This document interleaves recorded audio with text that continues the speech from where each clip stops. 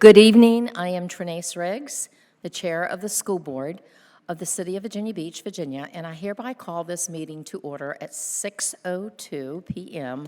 on this 14th day of February 2023. Happy Valentine's Day, everyone.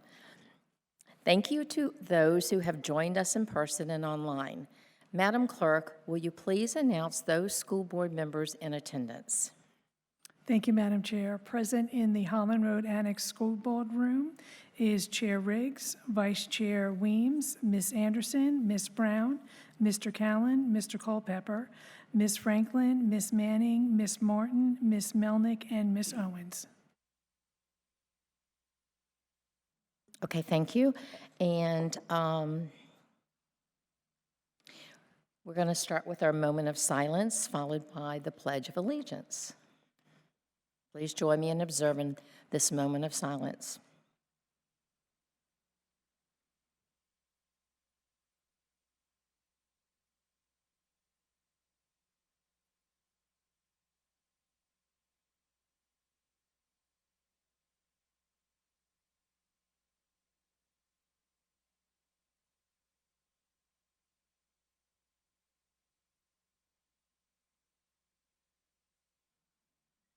Please stand as you are able for the Pledge of Allegiance.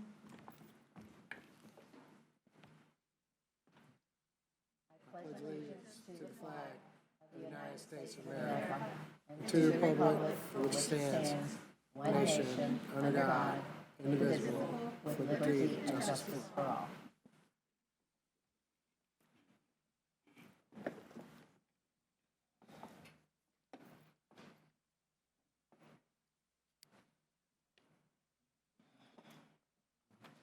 Student, Employee, and Public Awards recognition. Our presenter is our Vice Chair, Ms. Weems. Yes, Mr. Culpepper, would you begin, please? Yes, ma'am. Our next honorees are winners of the Office of Instructional Technology's 2022 Digital Citizenship Contest. Will the winners please come forward to be recognized?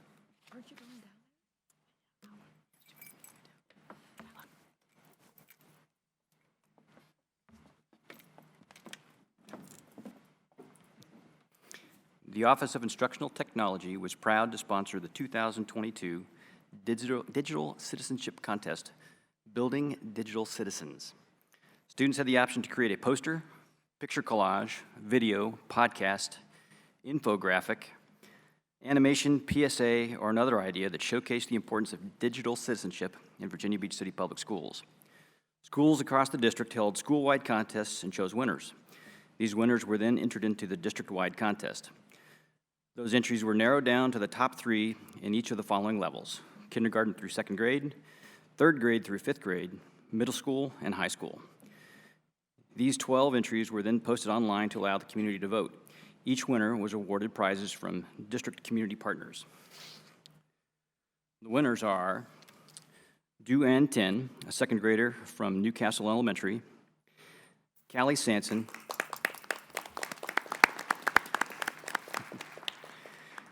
a 5th grader from Malibu Elementary,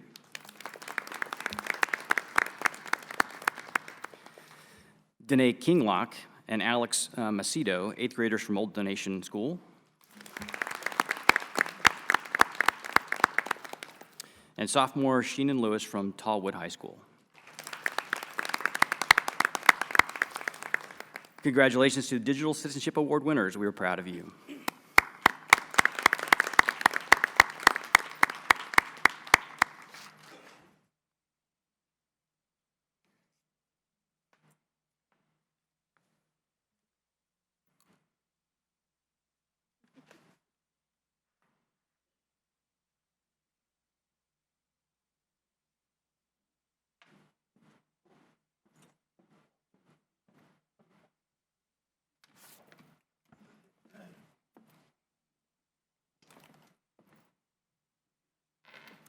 Okay, now we have the Code of Ethical and Professional Conduct for members of the School Board of the City of Virginia Beach signing, and I will be presenting. So at this time, we do this every election year when we have new members added to our board, of which we have several. So at this time, we'll have the school board members, please come to the front. You'll see the table set up in the order that you are seated, and we will start with Mr. Callen.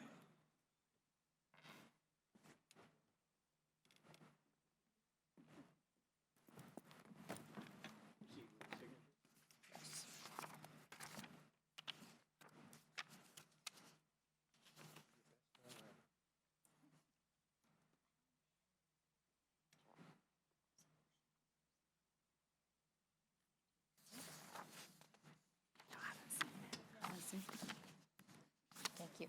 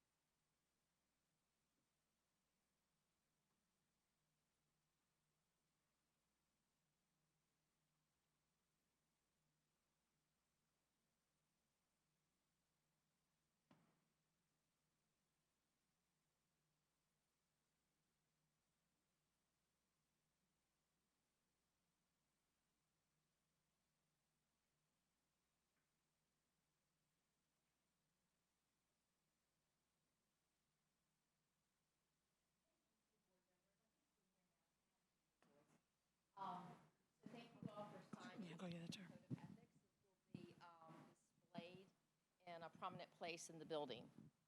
So thank you all. And now I am going to ask our clerk for the school board to come up and stand with us.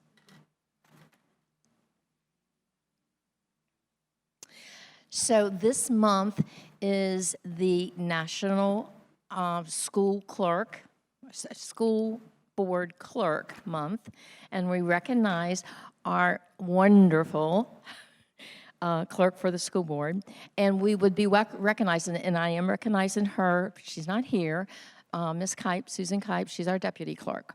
So I want to read this resolution.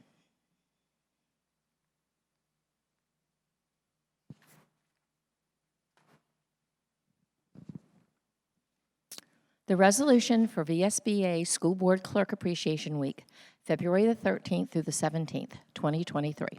Whereas, school board clerks in each locality throughout our great Commonwealth are appointed by law to fulfill their duties and responsibilities. And whereas school board clerks are responsible for keeping accurate records of the meetings and proceedings of the school board, a record of all receipts and disbursements, and a record of all official acts. And whereas school board clerks perform such other duties in connection with the school board business of his or her county or city as may be required by the school board, and whereas school board clerks maintain frequent contact with the public, including parents, employees, and the media, on behalf of the school board and superintendent, and whereas school board clerks in the performance of their duties are often required to work extra hours attending school board meetings, and whereas school board clerks join with school boards to help ensure that students achieve to their highest potential, and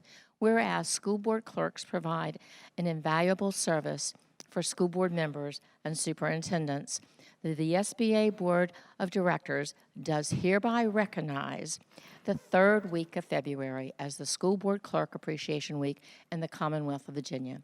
And whereas the School Board of the City of Virginia Beach joins the VSBA in recognizing the many and varied contributions of school board clerks. Now, therefore, be it resolved that the School Board of the City of Virginia Beach also recognize the third week of February as School Board Clerk Appreciation Week. And be it further resolved that a copy of this resolution be spread across the official minutes of the school board adopted by the School Board of the City of Virginia Beach this 14th day, Love Day, of February 2023. Thank you, Mr. Gina Toniato. And thank you, Ms. Susan Kipe. We'd be lost without you. That's an understatement. If you'll give Susan's to her. Thank you so much.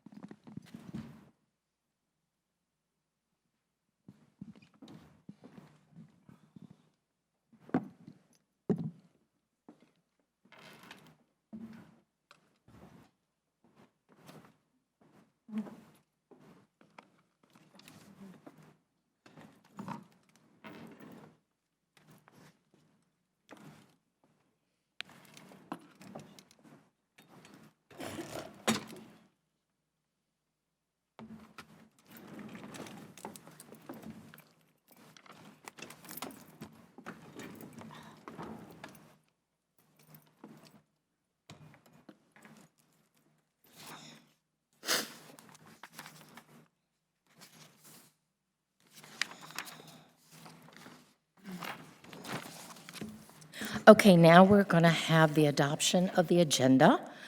Are there any modifications to the agenda as presented?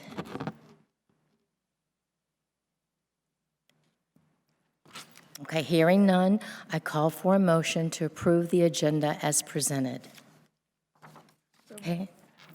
Ms. Beverly Anderson, and seconded by Ms. Kim Melnick. Is there any discussion? Hearing none, I call for a vote to approve the agenda as presented. All in favor, please raise your hands. Madam Chair, we have a unanimous vote. The motion did pass. Thank you. Now, the superintendent's report. There is no superintendent's report for this evening, but I do want to make a point about our superintendent. We have Dr. Robertson filling in. He's our Chief Operations Officer. Chief of Staff. I'm sorry, I said the wrong words. And he is filling in for Dr. Spence. Dr. Spence is teaching at the National AASA Conference to 27 current superintendents from across the country on leadership. Representatives representing Dr. Spence is, again, our Chief of Staff, Dr. Robertson. Thank you. Approval of the meeting minutes for January 24th, 2023. Regular school board meeting. Are there any modifications to the January 24th, 2023 regular school board meeting minutes as presented? Hearing none, I call for a motion to approve the January 24th, 2023 minutes as presented. Okay. Ms. Franklin and Ms. Brown has seconded. Motion made by Ms. Franklin, seconded by Mrs. Brown. All in favor, or excuse me, is there any discussion? Okay. Hearing none, I call for a vote to approve the January 10th, 2023 minutes, excuse me, the January 10th, you've got 10th here, 2023, January 24th, 2023 minutes as presented. All in favor, please raise your hands. Madam Chair, we have a unanimous vote. The motion did pass. Thank you.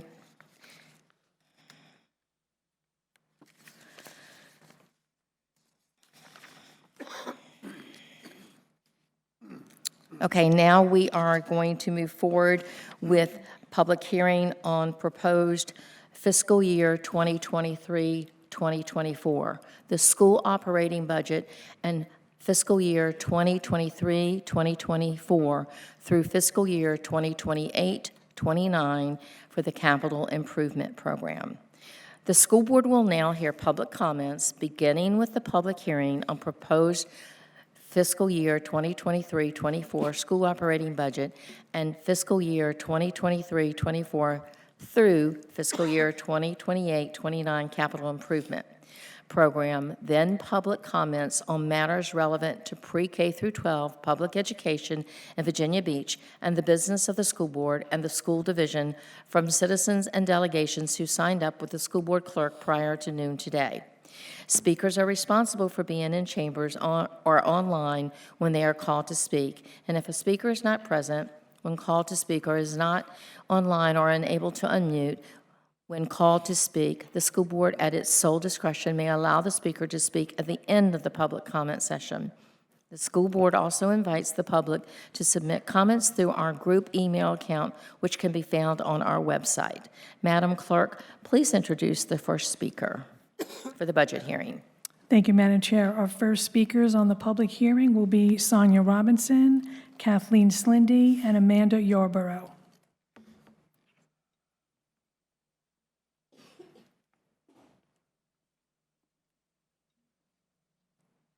Kathleen Slindy.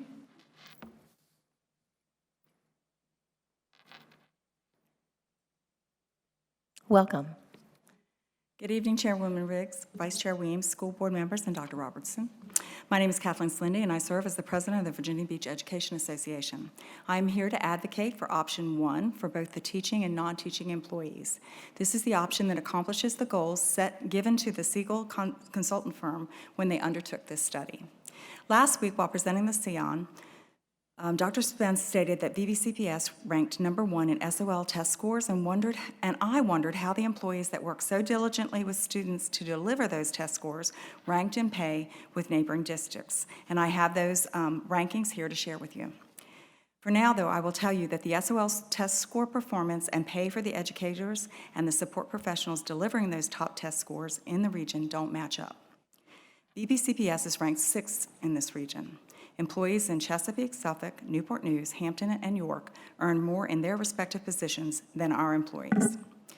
In a VBCPS press release on August 22nd, it was stated that the data shows VBCPS outperforming all local districts in reading, writing, math, and science. The division also outperformed 7 other comparable divisions in Virginia in reading and math for the first time in recent history. Dr. Spence said, "It is a testament to the dedication and effort by our educators and the resilience of our students who have all worked tirelessly to overcome some truly unprecedented obstacles. I can't thank our teachers and staff enough for the outstanding work being done in our classrooms to build up each individual student through strengthening relationships, transformational learning, and the focus on social and emotional needs. Results like this are proof that it all makes a difference." School board members, those were Dr. Spence's words. and I think that you can begin to thank VBCPS employees by finding a way to fund option 1 and then voting for the budget that funds that option. Then you can continue to thank them by giving employees a voice in the decision-making that shapes this division's work. They have proven that they are willing to work hard to help students progress. They have proven that even when circumstances are challenging, they can stay the course and pivot to continue the work. And they have proven over and over that they obviously aren't in this for the summers off as they work through summer break, attending conferences and spending their personal time and money preparing materials for the upcoming school year. It is time to make a difference for your employees who continue to make a difference for our students by raising their salaries so that we can retain these individuals who 30 seconds. deliver the top SOL test scores in the region. And it is time to allow employees to negotiate a contract that is fair and equitable. Thank you. Our next speaker is Amanda Yarborough, then Dawn Human, then Catherine Malley. Welcome. Hello, Dr. Robertson and School Board. Happy Valentine's Day, and to our teachers watching online, happy 100th day of school. I am here tonight to advocate for better teacher retention as a priority of the 2023-24 budget. I am a VBCPS parent and an elementary ESL teacher in our district. In December, the Segal report found that Virginia Beach public school teachers having 5 or more years of experience are earning significantly less than their peers in Chesapeake. By their 15th year, less than Chesapeake, Norfolk, and Newport News, and so on. Please vote for option 1 and not settle for option 2, because teachers will not settle for option 2. Furthermore, teacher wellness has become a concern. Burnout is real. Paperwork, student behavior, class and caseload sizes, safety concerns, curriculum pacing, politics, and seemingly endless testing only begins to scratch the surface in explaining why many leave the field after as few as 5 years. My own caseload in Virginia Beach is hovering at around 50 students at 2 different schools across the 6 different grades, and I'm in over 21 different classrooms. Every school in Virginia is required to follow state laws with respect to school day length and the number of days in session, but many other systems, in Loudoun and Franklin, for example, have found ways to add as many as 1 to 2 wellness days per month to their calendars. Our calendar next year currently shows us returning earlier and leaving later with no additional wellness days, holidays, or extension of breaks. Please consider these amongst the many things that can be done to retain well-qualified teachers in Virginia Beach. Thank you. Thank you. Our next speaker is Dawn Human, then Catherine Malley, then Paula Chang. Good evening, Chairwoman Riggs, Vice Chair Williams, Dr. Robinson, and members of the board. My name is Dawn Human. I'm a high school math teacher and secretary of the Virginia Beach Education Association. I attended your school board retreat in July, and I have followed the school board meetings and know that you have said that recruiting and retaining quality employees is a priority for the division. I have read the recommendations of the Siegel Group, who did the salary and compensation study, and I saw the various options you presented to meet your goals. I have read the SEON and know that option 1, to improve salary compensation, cannot be currently funded due to a $9.6 million deficit. Find the $9.6 million. Look at every program and decide if this is indeed worth keeping. Look at top-heavy administrative positions and evaluate if these positions make a demonstrative difference in the daily educational process. The CN document included about 3 pages of accolades for our school system. The community needs to recognize that these accolades don't come cheap and they don't happen without employees. No doubt the governor's $202 million school funding error had an impact on our own local budget. It is my understanding we lost roughly $8 million in that error. Should that error be rectified, I am asking that you commit all that money to implementing option 1. I know that there may leave a bit of a shortfall, but perhaps our own city council can help with that. City council gave Something in the Water $2 million, and just recently gave $1.5 million to Beach It Music Festival. Surely if city council can find money for music festivals, they can find money for education. In reading the SEON, I saw the list of grants that are used to fund the budget. On page 76, I saw a grant named STEM Teacher Recruitment and Retention Incentive Grant, and I see the person responsible as the Director of Human Resources.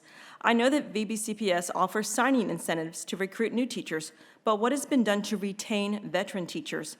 What is being spent on retention? This math teacher wants to know. You are hemorrhaging employees. By your own report, you have gone from a 91% retention rate to 87% retention rate for teachers. This number will only decrease if salaries do not increase. You have switched to a 4x4 schedule to adjust for the teacher shortage, and class sizes are not getting smaller. Those teachers eligible to retire are doing so. Even now, on this 100th day of school, our schools are not fully staffed with qualified employees.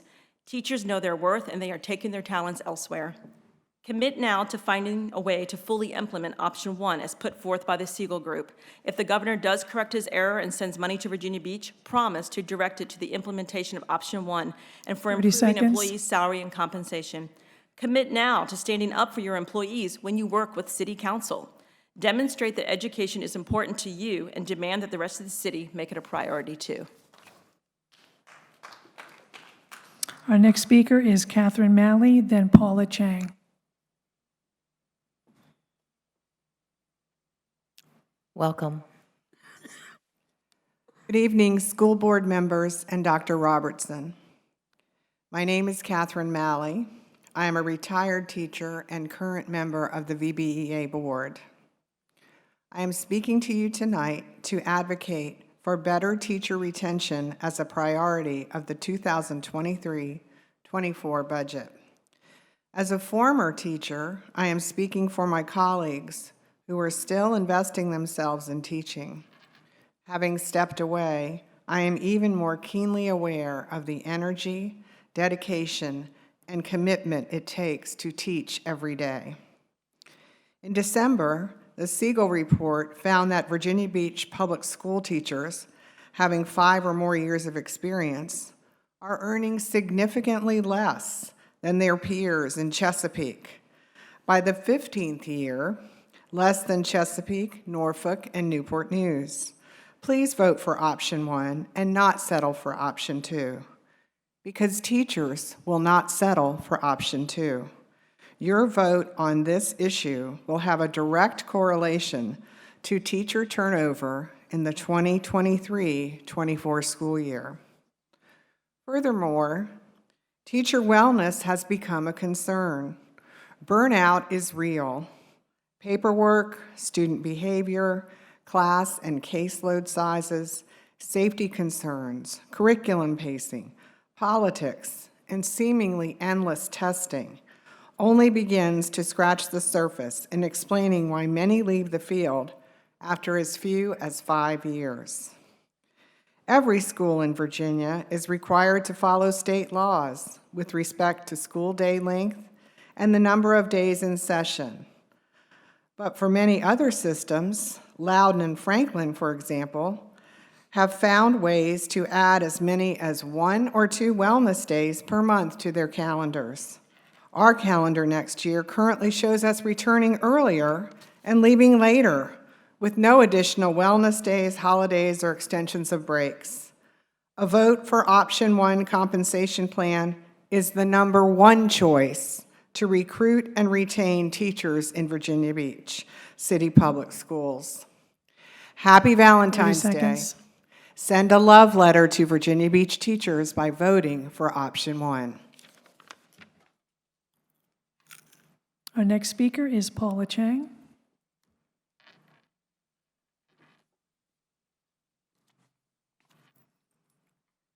Good evening and happy Valentine's Day. As I'm listening to these teachers, I'm reminded of what Laura Hughes said when she was on the board, that the Virginia Beach City Public Schools aren't buildings, they're the people. So there's a saying, take care of the small things and the big things will take care of themselves, and this is so true. This idea flows to the operating budget through the Policy Review Committee, the Superintendent's Estimate of Needs, and the Capital Improvement Plan costs for replacements of schools. Last week, the Policy Review Committee worked well together, taking steps to rein in the budget costs in a small but important way by unanimously sending to this board a policy requiring the administration to send monthly reports to the board of all smaller contracts signed by the administration. That was great, because it's taking care of small things in the budget. Last week, Superintendent Spence spoke in the Estimate of Needs, during which he referenced inflationary effects upon the increased costs of running the school division, citing such items such as fuel, utilities, and staff costs. Again, he is correct. Multiple items drive up the operating budget of the VBCPS, all while we need to take care of the staff. Simultaneously, through the Capital Improvement Plan, the board and administration are dealing with the extreme costs of 3 school rebuilds and a division with several-year decrease in student enrollment. Still, the previous board approved expensive school rebuilds, astronomically increasing the square footage of buildings. And I will cite data from the VBCPS and use Princess Anne's High School as an example.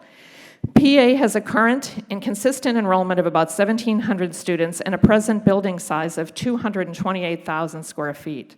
The new building plan increases the rebuild size to about 350,000 square feet, which is a 50% increase in the size of the building with a decline in student enrollment. A conservative construction estimate of, say, $500 per square foot puts the cost of this rebuild at $175 million. This is the big thing the board needs to address, particularly as this rebuild plans include similar increases in new building size, all with declined student enrollment. This is not responsible, particularly when considering the yearly effect of such large buildings on operational budgets. Dr. Spence recognized the current operational budget challenges on our current building size, maintenance, HVAC, custodial services. Imagine these costs on larger physical plants, the cost to the citizens of this city, and it's huge. Larger buildings may be needed, but they do not need to be 50% larger with this exact same student 30 population. seconds. We do not need to build just plain boxes for these students. However, the buildings are not temples, they are schools. The board needs to address the excessive cost of this taxpayer-funded building and the effect on future operating budgets. Put the money into the people, not edifices. Take care of the big things. Thank you.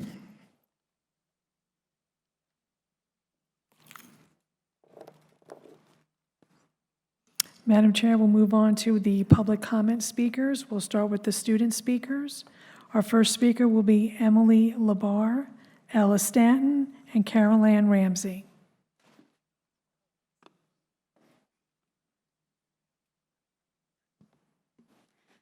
Good afternoon. My name is Emily Labar, and I'm the president of First Colonial High School's Gender Sexuality Alliance. Good afternoon.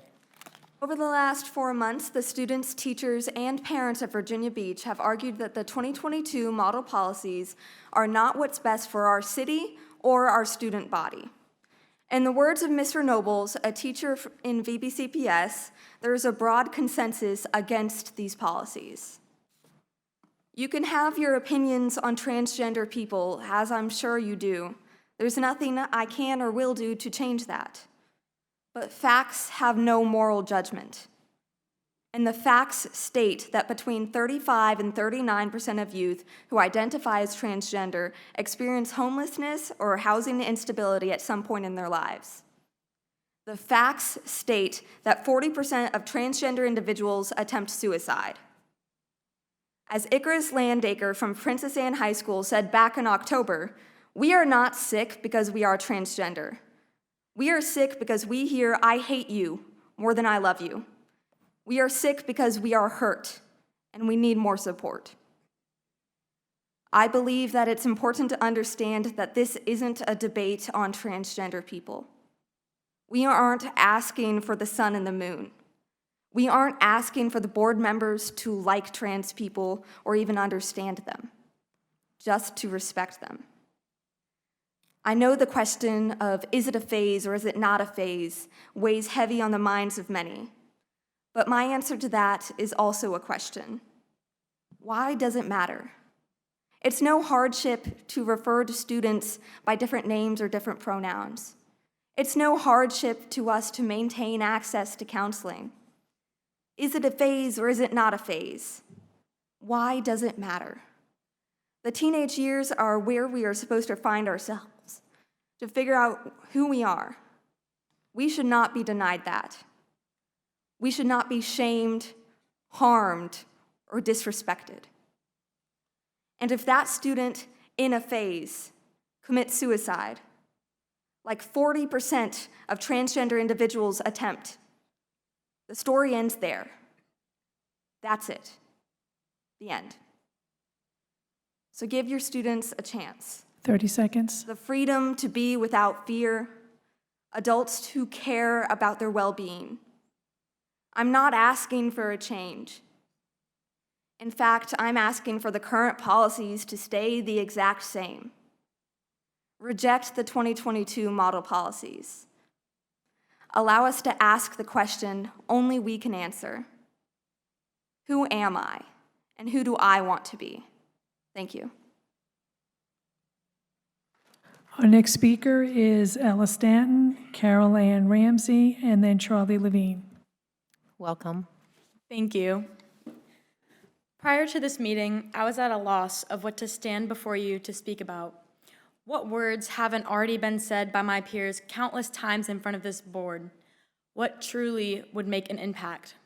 I decided to Google transphobic teachers to try and collect information which I could craft a powerful speech from. The search results were more shocking than I expected. The first 3 articles which popped up on my screen read, Virginia school district leaders ask court to uphold teacher firing in transgender student case. Virginia will block students from accommodating transgender students. Virginia reverses school protection for transgender students. I kept scrolling and more titles caught my eye. Equality Virginia. Teacher was rightfully fired for refusing to use transgender students' pronouns. Backlash over Virginia. Teacher's anti-transgender remarks. Suspended Virginia teacher reinstated after comments about transgender students. The list goes on and on. A prominent quote from one of these articles stated, "Without the requirement that teachers use appropriate pronouns at school, students' education suffers." Without supportive teachers in schools, students and their families must move to shop for schools with supportive policies or leave the public school system altogether. I want this board, as well as the parents in this room, to understand that this model policy will not stop students from being trans, just as conversion therapy did not stop homosexual people from being gay. In 2019, a survey conducted by the PRRI stated that 48% of Americans said they would be comfortable with their child coming out as transgender. Now, in 2022, more than 64% of America's population strongly favor protecting trans people. Tide is turning. In Virginia, the eyes are on you. Racism was once the norm. Misogyny was once the norm. Homophobia was once the norm. But as history has shown, the scale will always tip towards the side of justice. Transphobia is now being questioned on whether or not it should be the norm. So I asked this school board, do you want to go down in history as one of the states who's tipped these scales and fought for transgender rights? Or do you want to go down in history as the first state that pops up when the word transphobia is Googled? Thank you. Our next speaker is Carolyn Ramsey, Charlie Levine, and then Alana Spencer. Good evening, board members. I'm here Welcome. today to ask you to listen to the professionals. In past meetings, we have had social workers, psychologists, and teachers speak, but we also need guidance from organizations.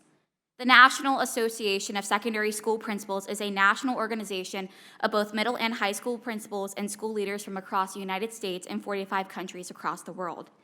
They make recommendations for schools based on their own experiences and other professionals within their fields. This organization expresses their opposition to legislation and policies that discriminate against transgender students. The National Association of Secondary School Principals recommends the following for school boards. Oppose any attempt to introduce or pass legislation aimed at discriminating against transgender students, and advocate for school district policies that include protections for transgender students. While it would be ideal for parents and guardians to be supported and included within the transition process, school leaders must be mindful of protecting a student's right to privacy and creating an unsafe home environment for the student. Ensure that the student, his or her parents, if appropriate, have access to counseling and other mental health services as provided. The American Psychological Association states that school administrators have a responsibility to foster the healthy development of their students. And these model policies do anything but that. All students have a right to be addressed by the name and pronouns that corresponds to their gender identity. Support for transgender students will be greatly hindered when you take away their counseling services and send students into a dangerous environment. The U.S. Department of Education expresses their support for transgender students as well.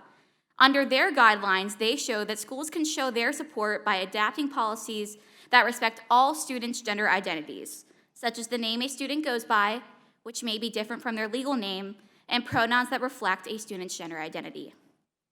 Implementing policies to safeguard students' privacy is the least that Virginia Beach City Public Schools can do. If you cannot listen to your students and your faculty, listen to the professionals.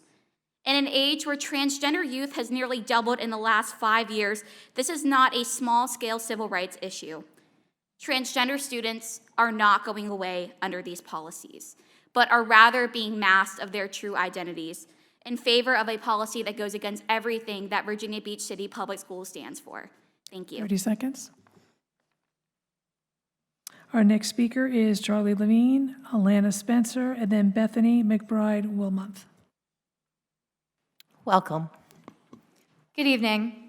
My name is Charlie Levine, and I'm a student here at Virginia Beach City Public Schools. I've been coming to these meetings for several months now, and what I want to do tonight is draw a line in the sand and state exactly what we're fighting for and why. We don't come to these board meetings to fight partisan political battles. We don't come to try and debate the very nature of transgenderism. We simply come here to do right by our friends who are struggling to discover their own identity, our friends who want to be loved and accepted for who they are, even if they don't know who that is yet, our friends who are asking for so little in the grand scheme of things. It's unbelievable to me that using a student's preferred names and pronouns, the most simple measure of respect possible, has now become a point of contention. To every student here, our friends' preferred names and pronouns are things we use every day and often don't think twice about. It's never been a distraction or an inconvenience for any of us to give our friends this basic form of respect. In fact, it's an honor that our friends trust us with something so personal. We aren't asking for anything radical. We are asking for every student to be treated with dignity, because that can make all the difference for transgender and non-binary students. For both students and teachers, it takes 1 minute to learn a student's preferred name and pronouns. That 1 minute saves transgender and non-binary students a school year full of dysphoria and anxiety inside the classroom. I promise you that this is hardly ever the ordeal that some make it out to be. It doesn't harm anyone to respect these wishes. We're not asking much from you, just that our teachers are free to take these steps that can make a world of difference to some of our most vulnerable students. We aren't here under any sort of indoctrination by the schools or to fulfill any political agenda. We aren't here to invalidate anyone's personal or religious beliefs, and we are not in any way, shape, or form hateful towards our parents. We simply see an issue and want to fix it. We are students motivated by a love for our friends, and we will continue to fight for that love. Names are basic, easy things to follow. I urge this board to encourage love and respect rather than hate. Choose the policies that have been working for this district. Don't choose the ones that encourage venom and disrespect. Thank you for your time and consideration. Our next speaker is Alana Spencer, Bethany McBride Wilmonth, and Icarus Landagger. Welcome. Good evening, board members, and happy Valentine's Day. Valentine's Day is a very important holiday, in my opinion. It's a day where you show the people that are important to you that you love them and care about them. Today is celebrated in so many different ways, whether it's traditionally spending it with your partner, your friends, spending time with yourself, or with your family. Today, I would have loved to spend most of it with my family, my little sisters, and my mom, while we eat pasta and watch a cheesy romance movie. But my friends and I are here today because we must show transgender students, our peers, that we care about them and support them. And a part of that is sacrificing some of our time to ensure that the 2022 model policies won't be enforced in our schools. We care, and we know that you care, because you earned this position, and you sit here in front of us and listen to voices you helped create. We know you care because you sacrifice your time as well to guarantee that your students receive the best education and resources possible. You sacrifice your time to make sure that we are comfortable in our schools and that we have the best environment so that we can become model citizens. You showed that you cared when you pledged to us that you will break any barriers that will prevent us from being in an exceptional school environment. And it's time to show that you care again by allowing all kids to be safe and feel comfortable within our schools. That means allowing your students to be themselves and that their names and pronouns are respected. Allowing the classroom to be an inclusive place for students where trans kids are represented in their education and don't have to be worried about being dead named, misgendered, and bullied. Allowing them to get the support needed from their guidance counselor and so another kid doesn't go home afraid that they might have been outed and put in a dangerous situation. If that's not caring for your students, I don't know what is. But I know it's not, and that's implementing the 2022 policies in our schools because there's no way to show that you care by alienating and ostracizing your students. You can never say that you care if you make schools unsafe and uncomfortable places, not only for your students, but for your staff too. You can't say that you care if you force teachers to choose between their jobs and misgendering and dead naming their students, while forcing trans kids to be the victim of the hate. You can't say you care if you deny trans students the option to find support from their counselors, even though a majority of trans kids struggle with their mental health. You can't say you care if you send your students into a dangerous home and make them feel like the only way out is death. You can never say that you care if you implement these policies in our schools. You can't say you care if you ignore the issue either. Trans kids are vulnerable youth. They already suffer so much hate. Show that you care and deny the 2022 policies. 30 seconds. Our next speaker is Bethany McBride Wilmoth, then Icarus Landacker, then Andrea Palomino Hayhoe. Welcome. Thank you. My name is Bethany Wilmoth. I'm a freshman from Salem High School, and I'm arguing against the enforcement of the recent anti-transgender policies being considered. To deny transgender students of their rights to feel safe and respected in a school environment is to deny a human right. These policies send a message to our youth. They send the message that they do not belong, that they're not normal, and that they need to change. But is that what you believe? The state can no longer cower behind the idea that they're protecting parents' rights. This is about being unable to strip away the rights of transgender adults, so they instead go after the most vulnerable of that community, the children. I don't need to repeat the statistics that have been and will be thrown out by my fellow speakers for you to know that transgender students are at a heavy risk when it comes to suicide and self-harm. This is for a number of reasons. Mental health issues that come out of lack of gender-affirming care, absence of a positive support system in their community, self-hatred, bullying, I could go on. Regardless, these policies reinstate these issues among transgender youth. Actually, let me restate that. Putting these policies into place puts blood on people's hands. Blood from every transgender student who we've tragically lost.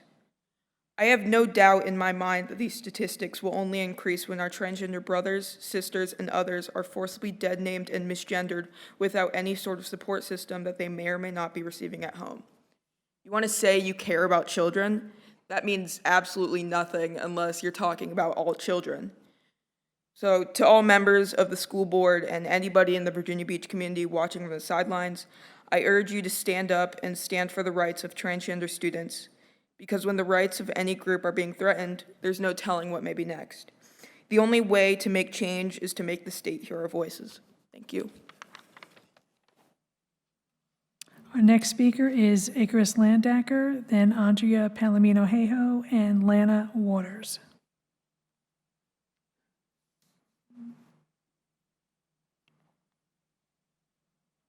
Icarus Landacker?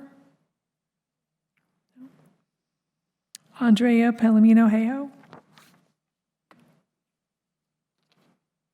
Welcome. Good evening. My name is Andrea Palomino Hayhoe, and I'm a senior at First Colonial High School. Today I have here with me a testimony from a math teacher at my school. It reads the following. I have had the same relationship with trans students as any other student. They are the same. They are my students, they are people. I have had no different relationship with them than other students. I teach them, I talk to them, I hold them to the same classroom standards as other students. Trans students have never been a distraction in my classroom because they are trans. Just like any student, they may cause a distraction because of bad behavior, talking during instruction, etc. But never has their gender been a distraction. I absolutely see a problem here with these policies. If I'm not allowed to talk to a student using their preferred name or pronouns, then I am inhibited in my ability to develop a relationship with that student. If students feel like teachers care about them and value them as humans, they are more likely to be engaged in class and to succeed. If I am prevented from using a student's preferred name, I will have to resort to only referring to students by their last name. I will not show favoritism and call some students by their preferred name and not others. I will be worried about being attacked by any parent because they don't like something their child is doing if I accommodate that child's needs. The policies seem very contradictory.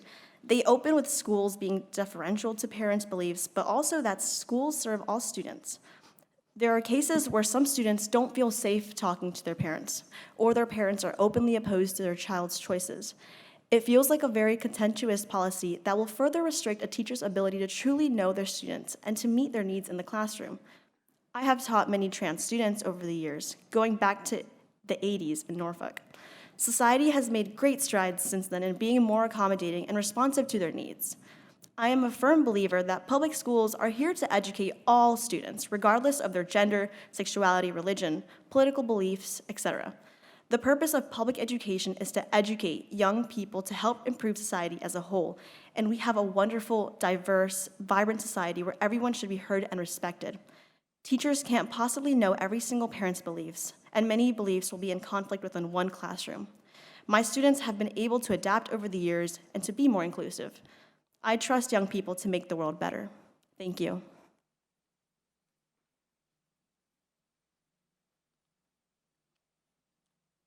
Our next speaker is Lana Waters, then Alexis Waters, and then Miranda White. Welcome. Thank you. Good evening, everyone. My name is Lana Waters. I'm a senior at Kempsville High School, and I'm also here to talk about the 2022 model policies that I strongly oppose. I'm a part of the LGBTQ+ community, and I'm incredibly lucky to have a supportive family at home, as well as supportive friends at school. I know that not everyone has that. We are living in a world that is disrespectful, hateful, and even violent towards transgender people. None of us know the home lives of trans students or their families' opinions. There are students who can't come out at home because they know that at best they would not be accepted, and at worst they could be putting their lives at risk. For students with unaccepting parents, school is a place where they can hear others call them by the name and pronouns they want to be called. Requiring students to get a letter of permission from their parents to have teachers and staff do this would take away that reprieve from their family's transphobic views. Every LGBTQ+ person's process of figuring out their identity is different, and trans students have a right to decide who they tell about their gender identity and when they tell them. If a student feels comfortable coming out to a teacher, that doesn't necessarily mean they feel comfortable coming out to their parents. Once again, none of us know a student's home life. The school has no right to interfere with anyone's process of coming out, and requiring parent permission to call a student by another name creates an order in which students must do so. All students have a right to privacy, too, and calling someone by a name or a different set of pronouns doesn't harm the student or any of their classmates, so there's no reason for a school to infringe upon a student's right to privacy and require a student to tell their family about their gender identity first in order for them to be out at school. Finally, I want to point out that there has never been a rule requiring students who are not transgender to get permission from their parents to be called something other than their legal first name at school. I have plenty of friends who go by uncommon nicknames, middle names, or even entirely different names because of some personal reason, and they have never, this was never any concern before trans students started asking for the same treatment, and I don't think it should be controversial now. I implore you to think about the impact this policy will have on trans students and reconsider this model policy. Thank you for your time. Our next speaker is Alexis Waters, then Miranda White, then Jay Runyon. Welcome. Good evening. My name is Alexis Waters. I am a senior at Kempsville High School, and I'm here to talk to you all about the 2022 model policies, which I am also a strong opponent of. According to a 2022 nationwide survey held by the Trevor Project, only 1 in 3 transgender youth found their homes to be accepting. That means more than half of the transgender teenagers living in the U.S. came home to a family that did not accept them and ignored or outright disrespected their identities. So, when faced with parents or guardians who refused to acknowledge their correct names and pronouns, some of these children and teenagers found acceptance at school. When transgender students are able to be called by their correct and chosen names and pronouns at school by classmates and teachers alike, schools become safe environments for them to learn as well as further their understanding of their own identities. Transgender youth who found their school environment to be accepting reported significantly lower feelings of depression and low self-esteem and were less likely to self-harm. And while I understand the concern that parents should be informed of anything regarding their child, I ask you all to consider the harsh, unfortunate reality that there are many parents in Virginia who would rather ignore their child's identity, despite their mental health suffering or worse, than accept them for who they are. Guiding Principle D of the 2022 model policies states that schools should respect all students. How can a student feel respected at school when such a basic aspect of their identity, like their name, cannot be acknowledged unless their parents accept them first? No transgender student should feel pressured to come out to anyone, parents or otherwise, until they are ready, but these policies would require them to. If VBCPS wants to hold on to a safe, understanding, and positive environment, all students should feel like they are able to be themselves and have their identities respected at their schools. Thank you for your time. Our next speaker is Miranda White, then Jay Runyon, then Elijah Gum.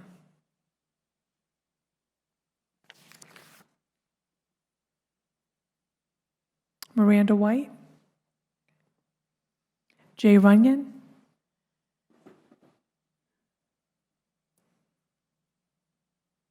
Welcome.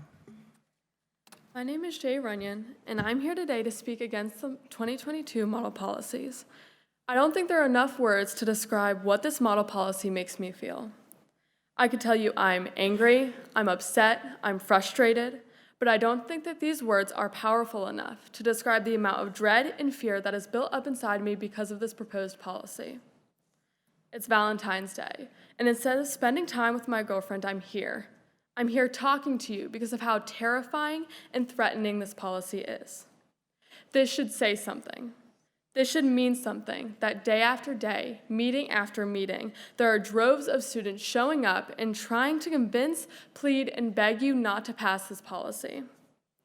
This policy, even in its early stages, has stirred up gut-wrenching terror in the students of Virginia.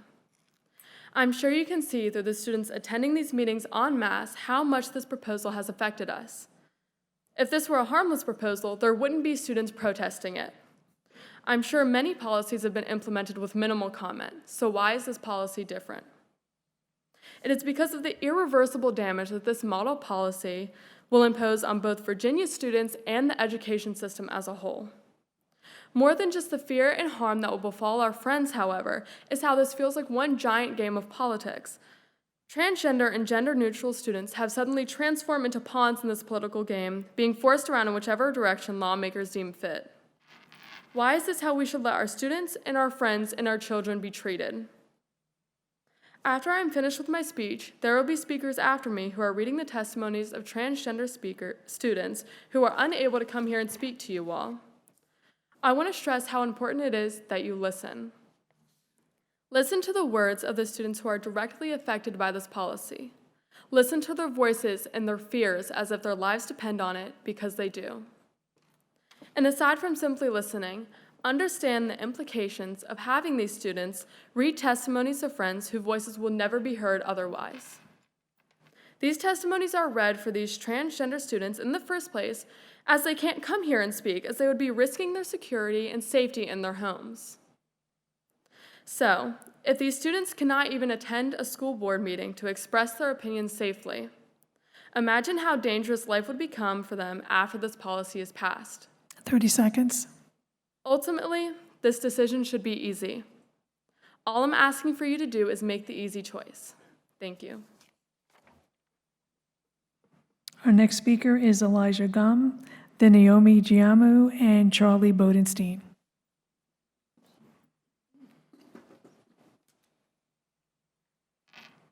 Welcome. Good evening, Chair. I'm a senior at First Colonial High School, and thank you for this opportunity to speak. Hate crawls its way into our lives and our communities, and it doesn't stop until it tears us all apart.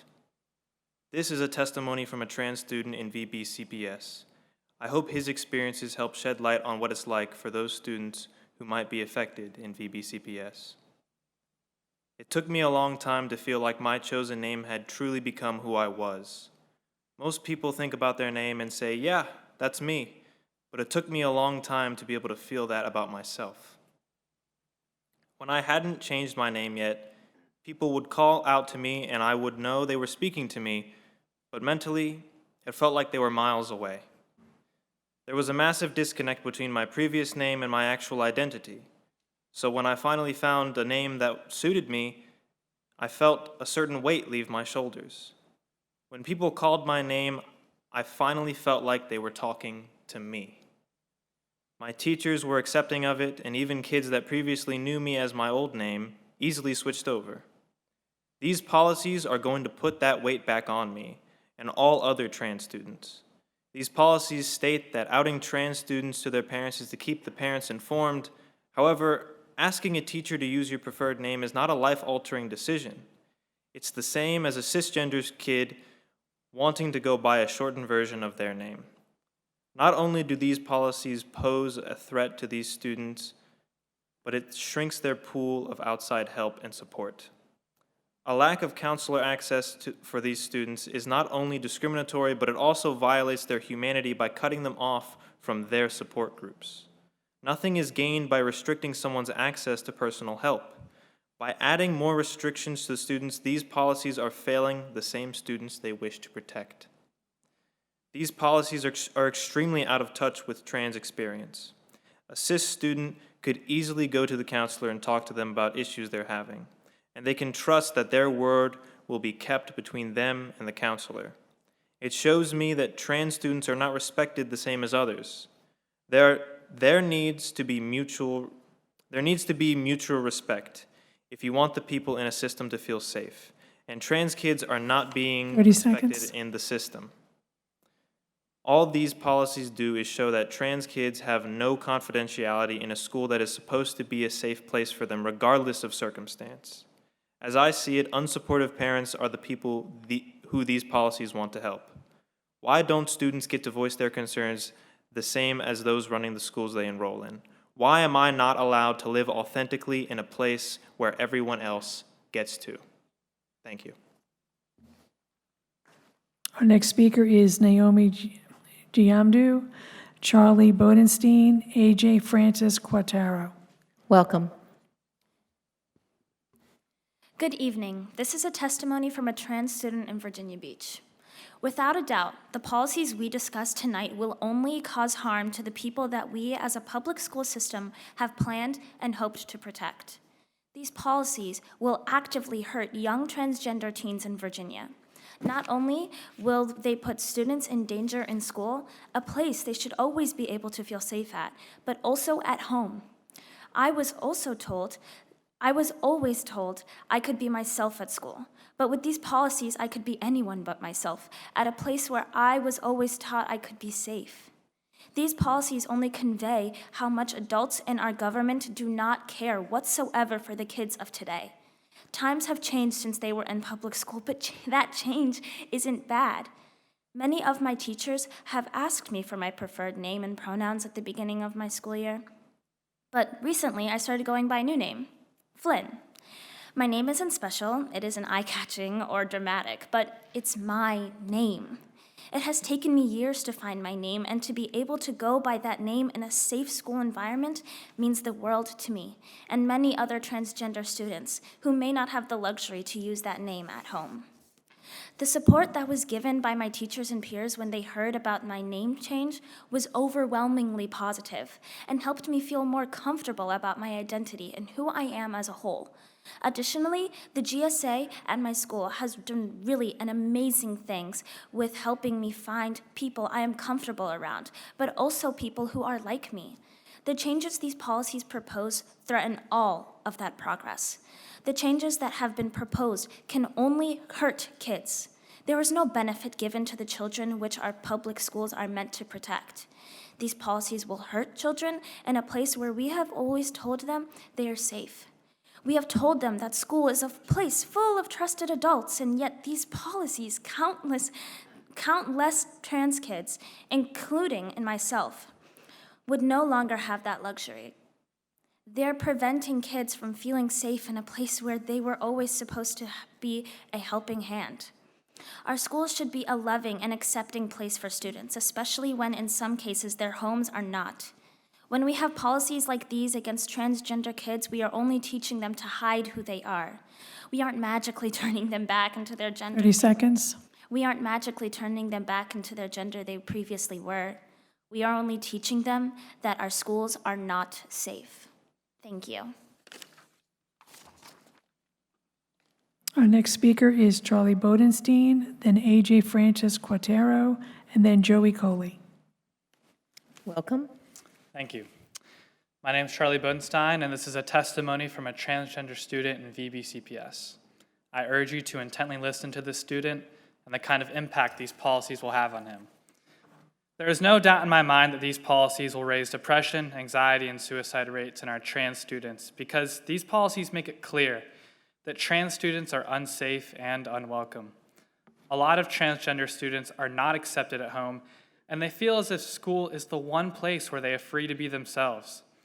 If these policies are put into place, it takes away a safe haven for students who are in need of it.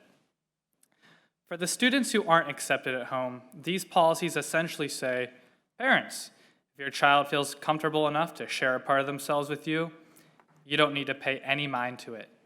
You can tell them they are wrong or confused without a second thought.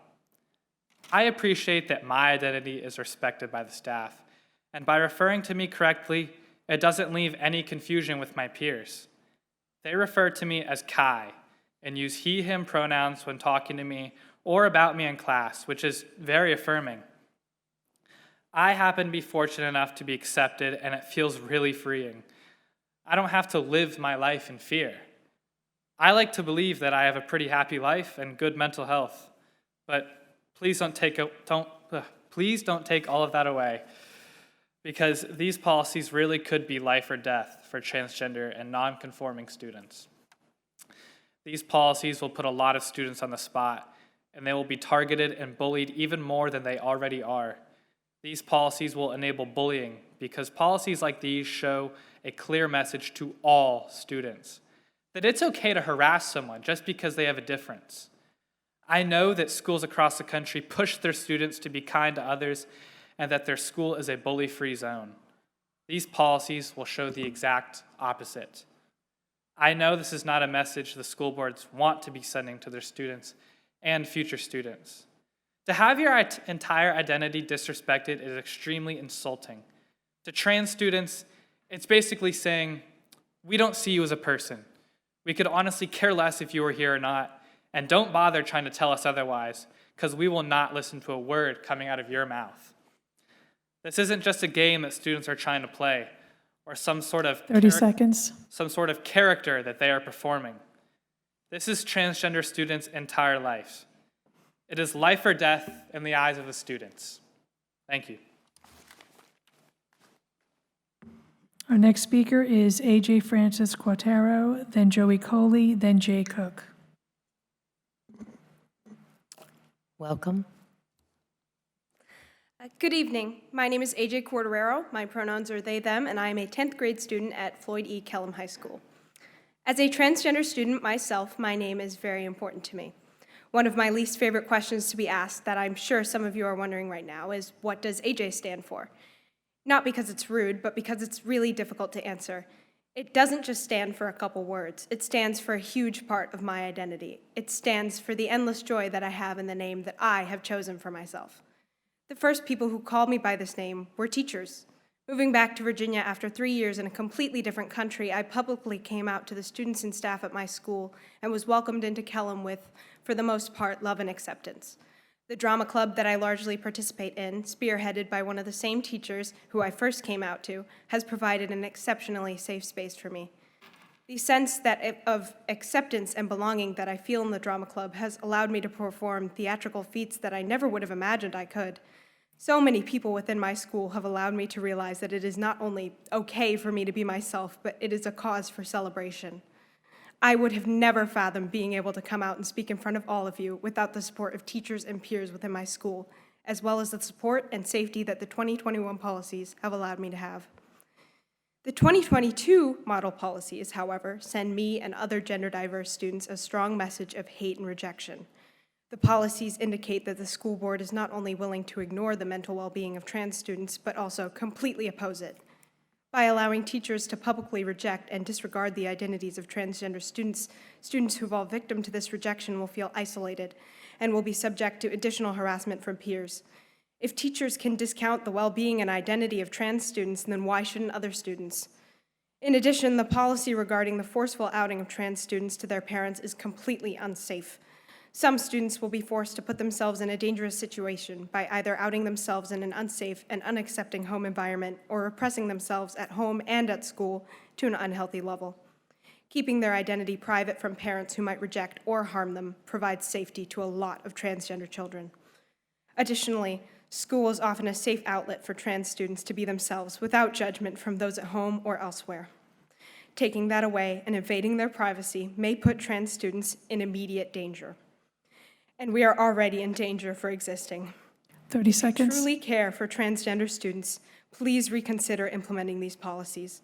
Allow school to be a safe and comfortable place for everyone, regardless of who they are. Thank you. Our next speaker is Joey Coley, then Jay Cook, then Jacob Henderson.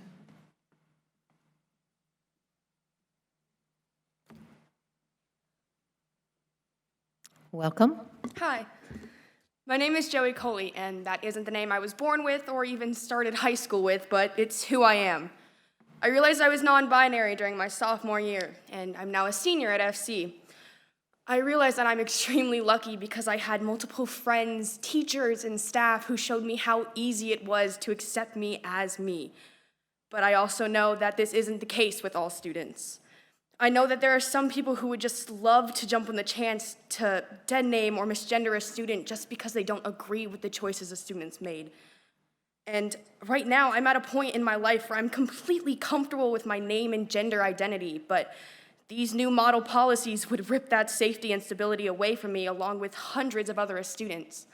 I know it's really hard to understand, but I need you guys to understand the anxiety I feel every time I walk into class and see that there's a substitute teacher and I don't know what name they're gonna say.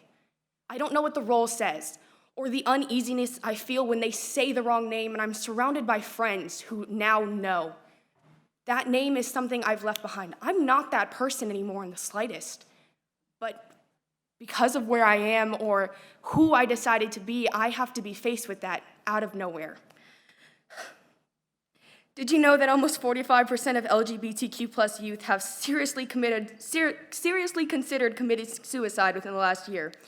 Or the fact that 1 in 5 teens that are transgender or non-binary have actually attempted suicide in that same time frame? There is a mental health crisis among LGBTQ+ youth, and while current efforts are honorable, they fail to be enough. They don't stand a chance against constant torment from peers or hostile legislation created by government. And until there are actual changes within society, the numbers of suicides are just going to keep rising. Kids are being used as a justification for hate and discrimination against people who are part of the LGBTQ+ community, saying that kids shouldn't be hearing these topics or that they're just trying to protect the kids, but the kids that these people are so desperate to keep safe are the ones that are most harmed throughout these destructive campaigns. There has already been proof that these harmful legislations are making things worse. In Texas, state agencies were demanded to conduct investigations on parents who had kids who were transgender under claims of child abuse. The day after the directive was given by the governor, a 30 transgender seconds. teen committed suicide. 2 more were hospitalized due to attempts. It is imperative for people in charge for people like you who are in charge to realize just how important it is to let people be themselves. Someone died solely because of the harmful and insensitive directive given by the governor. Doesn't get more serious than suicide. So just how many kids are going to have to die before you guys realize it's not a hard decision to make? Just let people be themselves. Thank you. Our next speaker is Jay Cook, then Jacob Henderson, then Geneva Warren. Welcome. Thank you. Good evening, board members. My name is Jay Cook, and I'm a transgender high school student in Virginia Beach. I'd like to use my time today to pose one question to you all. That is, what kind of world do you want to build? Saying yes to this model policy will open the doors for hate, for harm, and for fear. Forcefully outing and dead-naming students will root closed-mindedness and disrespectfulness into kids' actions and outlooks in the future. Trampling the privacy and individuality of students in schools by forcing teachers to out and misgender them will only promote similar behavior in the children that they teach. Is this the kind of environment in which you want to foster the next generation? Is this the kind of world you want to build for us? I understand that in a society based heavily on opinion, the question that I've posed lacks a unanimous response. There are 8 billion people in this world. There are 8 billion different answers. So then, how do we choose? Yes or no, right or wrong, model policy or not? Of course, you already know my stance. I'm here tonight because I want to lay a foundation on which myself, my friends, and my peers can discover and express themselves without fear or shame of who they find themselves to be, without the degradation of being called the names of people whom they are not, without dreading the possible negative verbal or physical reactions of their guardians caused by nothing more than simple expression of self.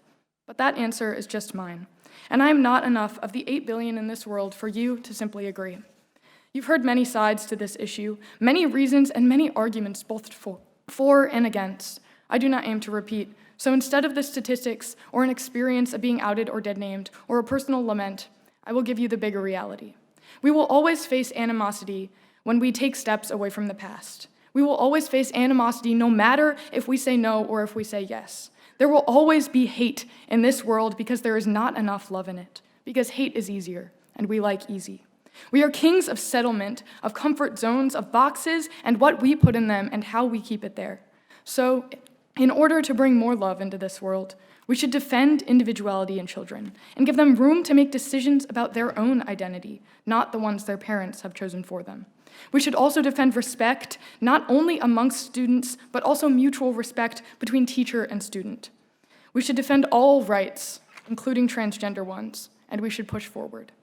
We should open the boxes we've created instead of suffocating the people. 30 seconds. Right now, we should be the ones to prevent the fire, not the ones who light it. Those of us speaking here today have made our decisions. We will pave our own roads if we have to, because we are leaders who want to grow love where we grow change. So now I prompt you to think and to choose. Will you drop the match you've been handed, or will you blow it out? I'd like to close with a quote from French author and politician Victor Hugo. For all your efforts, gentlemen, you have done nothing as long as people suffer. Thank you. Our next speaker is Jacob Henderson, then Geneva Warren, then Savannah Newell. Welcome. Good evening. My name is Jacob Henderson, and I'm a senior at First Colonial. I've come here tonight to speak by the opponents of community. As a bisexual teenager who spent the last 6 years hiding my identity from my family, I'm aware of the impact a place of acceptance can have on queer adolescents. This is the first school board meeting I've attended, despite the issue of transgender student rights mattering deeply to me. The reason for my absence until now is simple, that I was afraid. I had a fear that by coming here to speak and telling my story, it would somehow lead to my family finding out about my identity before I was comfortable telling them. I worried that my home would suddenly become a prison full of hate rather than a place of love. But my own anxiety and fear is exactly what these proposed policies would enact on my transgender classmates and friends who I speak in defense of tonight. So I've come out to my family, and I was lucky to be accepted. But while I may come from an accepting home, I know for every student like me who comes before the school board with a story of community, acceptance, and love, that there's another student who is instead shamed, insulted, and despised. There's another student who had to face all of my worst fears, and there's a student who is belittled by the family, taught to be ashamed of themselves, taught to hate their identity, and taught to deny themselves happiness. I risk coming out to my family to come here tonight so that my classmates don't have to. These proposed policies would force teachers to out their students to their parents, ignorant of the risk this could pose for them. For the entirety of my high school experience, even though I lived in fear of coming out to my family, I was content knowing I had a community at school with other queer kids and accepting teachers and students. This proposed policy, however, would take away any sense of community for the very same queer kids that taught me to accept and love myself. It would tie together coming out to friends and family, denying countless the right to feel acceptance. But my transgender classmates deserve the chance at a community like the one I have, and they deserve the chance to discover themselves outside of the fear of their family. I ask you to reconsider the proposed policy on transgender students. Do not turn the school system into another place of worry and fear for LGBTQ+ adolescents. I ask that you give kids like me the opportunity to have a community and to come out to their family themselves when they feel ready and safe. In a world full of bigotry and fear, I ask that you stand above the hate and protect the transgender students in our school system. Thank you. Our next speaker is Geneva Warren, then Savannah Newell, then Alex Estrad. Welcome. Good evening, school board members.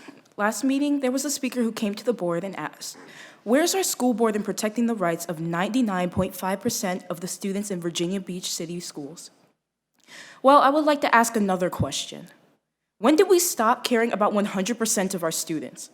A good community takes care of all its members, not just the members who come in our preferred shapes and sizes. Not just the members who are easy to take care of, but every single member. We as a society make the mistake of making out transgender students as monsters. Every time a transgender student commits a crime, it's labeled as transgender student commits crime, instead of just student commits crime.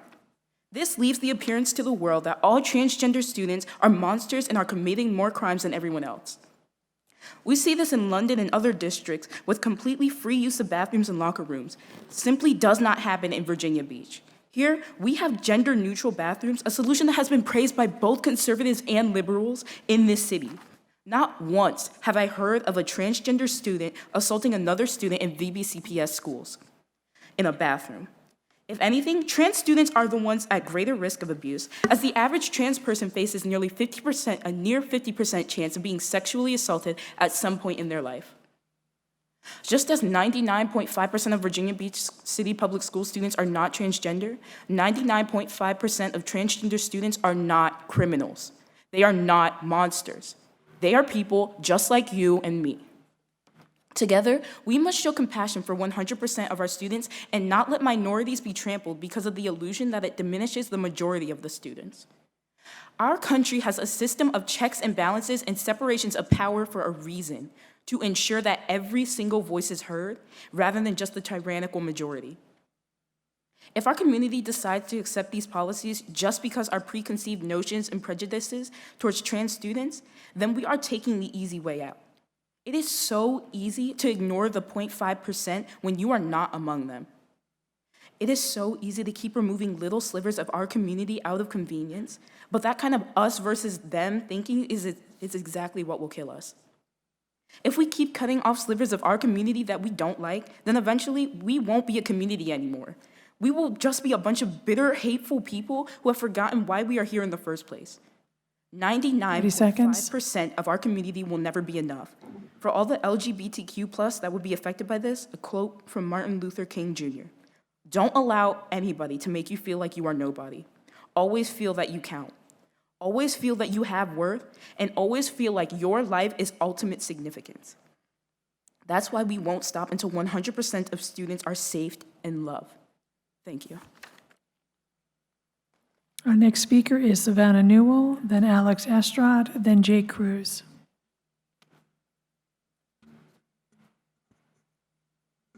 Welcome. Thank you. Good evening. You have heard countless speeches detailing the harmful effects of the VDO's proposed model policies. We have told you how they will increase the suicide rates of transgender students, how they will alienate them, and how they will destroy the bond between teachers and students. However, we haven't talked about who actually made these policies. Jillian Ballo, the Virginia Superintendent of Public Instruction and the head of the VDOE, created these policies. However, Ms. Ballo was the Wyoming Superintendent of Public Instruction before and as Youngkin appointed her.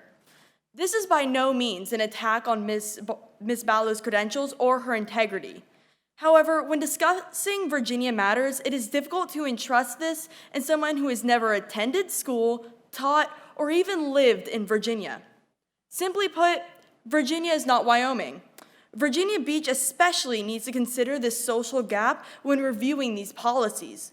Virginia Beach has a unique culture that fosters respect and love for one another. When I was growing up, I was taught that respect and love do not come with a list of requirements. One does not have to be cisgender to receive love, nor does one have to be an adult to receive respect. So why are we so keen on abandoning our culture? Why are we so inclined to adopt values and beliefs that clearly aren't our own? We are not Wyoming, nor should we change to become it.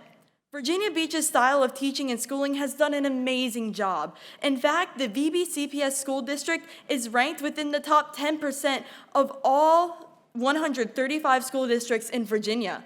With the motto, put students first, seek growth, be open to change, do great work together, and value differences, Virginia Beach not only seeks to educate our students in academics, but also on how to be the respectful, loving citizens that we are known for. We must continue to put all students first, regardless of their gender identity. We are a community that values differences within our students. This includes their gender and sexual identity. If we adopt these policies, we are abandoning that motto and abandoning what makes us unique, our culture.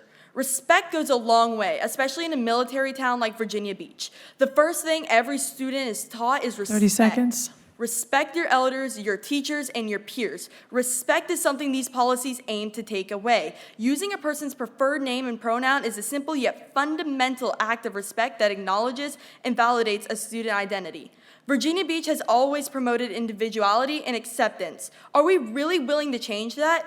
Don't let Wyoming values intrude our schools and remove the basic form of respect. Thank you. Our next speaker is Alex Astrott, then Jake Cruz, then Jacob Cruz. Welcome. Thank you. During our journey at the school board, we have seen many people come to speak in favor of these model policies. Many have been cordial and have had respectful disagreements with us. However, these well-meaning speakers do not erase the hatred we have seen spewed over the past few months. Last meeting, as previously stated, one speaker wildly stated that 99.5% of students would be harmed by protecting our transgender classmates. She asserted that transgender students somehow cause harm to their cisgender classmates, like myself, and that by going by the preferred names or pronouns, somehow that harms us. Furthermore, one speaker a short while back equated students undergoing transitions to the time that she believed that she was a horse as a toddler. This doesn't even begin to highlight the outwardly disrespectful and transphobic rhetoric that has surrounded these policies, as when students walked out of schools all across Virginia Beach and protested these policies in September, we saw homemade signs made by the hands of our transgender students torn apart and thrown away with derogatory and transphobic remarks screamed in their faces. If you choose to pass these policies, you are choosing to enable this hatred and bigotry. You are telling those who spew this rhetoric that their opinions are valid. You are telling transgender students that they are nothing more than a toddler pretending to be an animal. I have seen the fear and horror that rushes across the faces of the transgender and non-binary speakers that I am fortunate to sit next to. I have seen them squirm and break into cold sweats as grown adults speak and demean their entire identities. If we allow these policies to pass, we are choosing to allow for the transgender students to continue being oppressed within our school system. Even if this is not what these policies intended, it is what will result. And when we allow hatred and bigotry to pass, it leads to the self-harm and deaths of many transgender students, including Leila Alcorn, who in 2014 committed suicide after lacking a support cast around her. In her suicide note, she stated, "After 10 years of confusion, I finally understood who I was. I immediately told my mom, and she reacted extremely negatively, telling me that it was a phase, that I would never truly be a girl, that God doesn't make mistakes, that I am wrong. The only way I will rest in peace is if one day transgender people aren't treated 30 the way I seconds. was. They're treated like humans with valid feelings and human rights." She also stated, "My death needs to mean something." Well, I ask this board to assure that her death means something to you and reject the forced dead naming and misgendering within these model policies. Thank you. Our next speaker is Jake Cruz, then Jacob Cruz.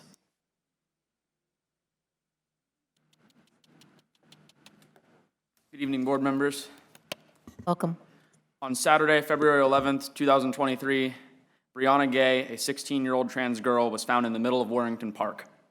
She'd been stabbed to death in broad daylight. Her peers said that she was regularly subjected to bullying and misgendering at school, and although it hasn't been confirmed yet, it's hard to imagine that such a brutal crime against a trans person could be motivated by anything but hate. All too often, we see acts of hate, big and small, acts that are meant to show trans people that they aren't loved, and we come here over and over to show them the exact opposite. Hate is not an issue for tomorrow, or next week, or next month, or whenever it's convenient. Hate is an issue for right now. I've spoken with many members of this board, and I firmly believe that you are not hateful people or a hateful institution, but that doesn't mean you can rest. If you choose to accept these proposed policies, the outcome will be the same regardless of your intent. Hate. Hate crawls its way into our lives and our communities, and it doesn't stop until it tears us all apart. In the case of Brianna Gay, hate was explosive, it was ugly, and it was right in front of our eyes, but do not think that that is the only form that hate comes in. All too often, hate is subtle, hate works in the shadows, and it corrupts us before we ever even see it coming. It might seem like nothing, but the little things like calling someone the wrong name or referring to them by the wrong pronouns show someone that they don't matter. I've known my friend Nick since before he started transitioning, and I cannot possibly overstate how much he's changed for the better. If you look at a picture of him from just a year ago, he's unrecognizable. And this isn't because he wears different clothes now or because he cut his hair or because he had any sort of medical gender affirmation. It's because of the look on his face. If you look at pictures of him from before, you'll see a strained, fake smile in every single one of them. It's just hard for me to wrap my head around, really, because every time I walk out to have a lunch and I'm trying to sit with all my friends and we're going to go laugh about something stupid, I recognize him by an ear-to-ear grin on his face. That's the thing that I see in my head with Nick, and I don't want that to go away because of policies like these, because of hate. To those who are so certain that preferred names are some silly gesture, I ask you to walk into a GSA meeting in any school in this city and to see what happens when you call students like Nick by their dead names. Watch the smiles collapse, watch the hearts sink, and watch the kids crawl back into the shells that we've been so desperately trying to get them out of. That's not the choice that I'm going to make. That's not the choice that any of us are going to make. I want to make choices that fill my friends' hearts with love, not hate, and I know this board does too. If a different name is what makes my friends feel loved, then so be it. I'll never hesitate to stand up for that, and none of us will. I ask this board just not to hesitate either. Thank you. Our next speaker is Jacob Cruz. Okay. That was our last student speaker. Our next speakers will be Brenda Pence, Roger Pence, and then Dr. Judith Dunkerley.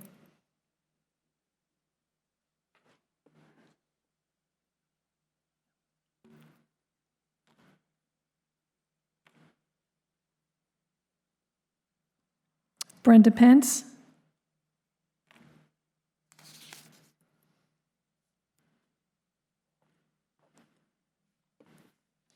Good evening. I am Brenda Pence. I am a retired Virginia Beach school teacher. Welcome.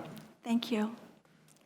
Our Virginia Beach School Board has a long history of voting against the rights of parents to raise and govern their children, not only their education, but also their social and emotional development.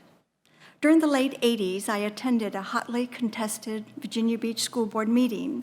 There was a sea of parents, grandparents, and teachers, standing room only, inside and outside, the majority voicing their opposition to teaching sex education in kindergarten. The vote that evening was not in support of parental rights, and look where it has taken us to. It is to a place where society sides with the child. Therefore, a child can divorce his or her parent, a teen can get an abortion without parental guidance, and a teen can decide which gender to be today and even change their mind a week later because they know the school board will keep their secrets. This step-by-step forward motion over the past 50 years to separate the child from the parent has caused undue pain for both parents and their children. So, where is the school board and where are the trans friends when after the child matures, becomes a young adult, and thinks and realizes this decision has not taken me where I want to be? And his life or her life begins to fall apart. Transgender regret is a reality. The result is after his world or her world falls apart, and the real suicide rates skyrocketed. Now, are you, the school board, not responsible for the policy consequences that you have endorsed? I'd like to think that each school board member here, sitting here tonight, was elected because you love children and you want the very best for them. But how can taking away parent rights and replacing them with policies that promote deceiving children be an act of wisdom or compassion? I request that you let parents lead their children in this very vulnerable stage. Governor Youngkin's 2022 transgender policy helps to restore parental rights over their children, and I urge you to do the same by voting yes in support of parental rights. If you want to know where this current trend of removing parental rights is leading us, Google transgender regrets. Thank you.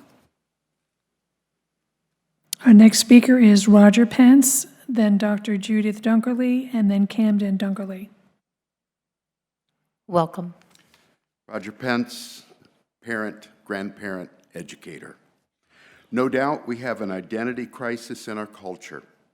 I fear we are allowing culture to inform our thinking and even raise our children.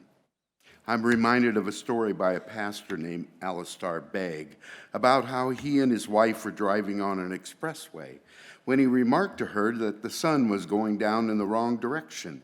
For a moment, he didn't know how to interpret this strange phenomenon until he realized they had missed a turn and was on the expressway heading east instead of south. Today, many people use their own judgment as their point of reference. They feel so right about their direction that they are deaf to calls for them to rethink their approach to culture. They are making progress on the wrong road. We who are Christians are often told that if we want to be known as good citizens, we should keep our antiquated views to ourselves. We are made to feel embarrassed about defending traditional marriage and a sane understanding of gender.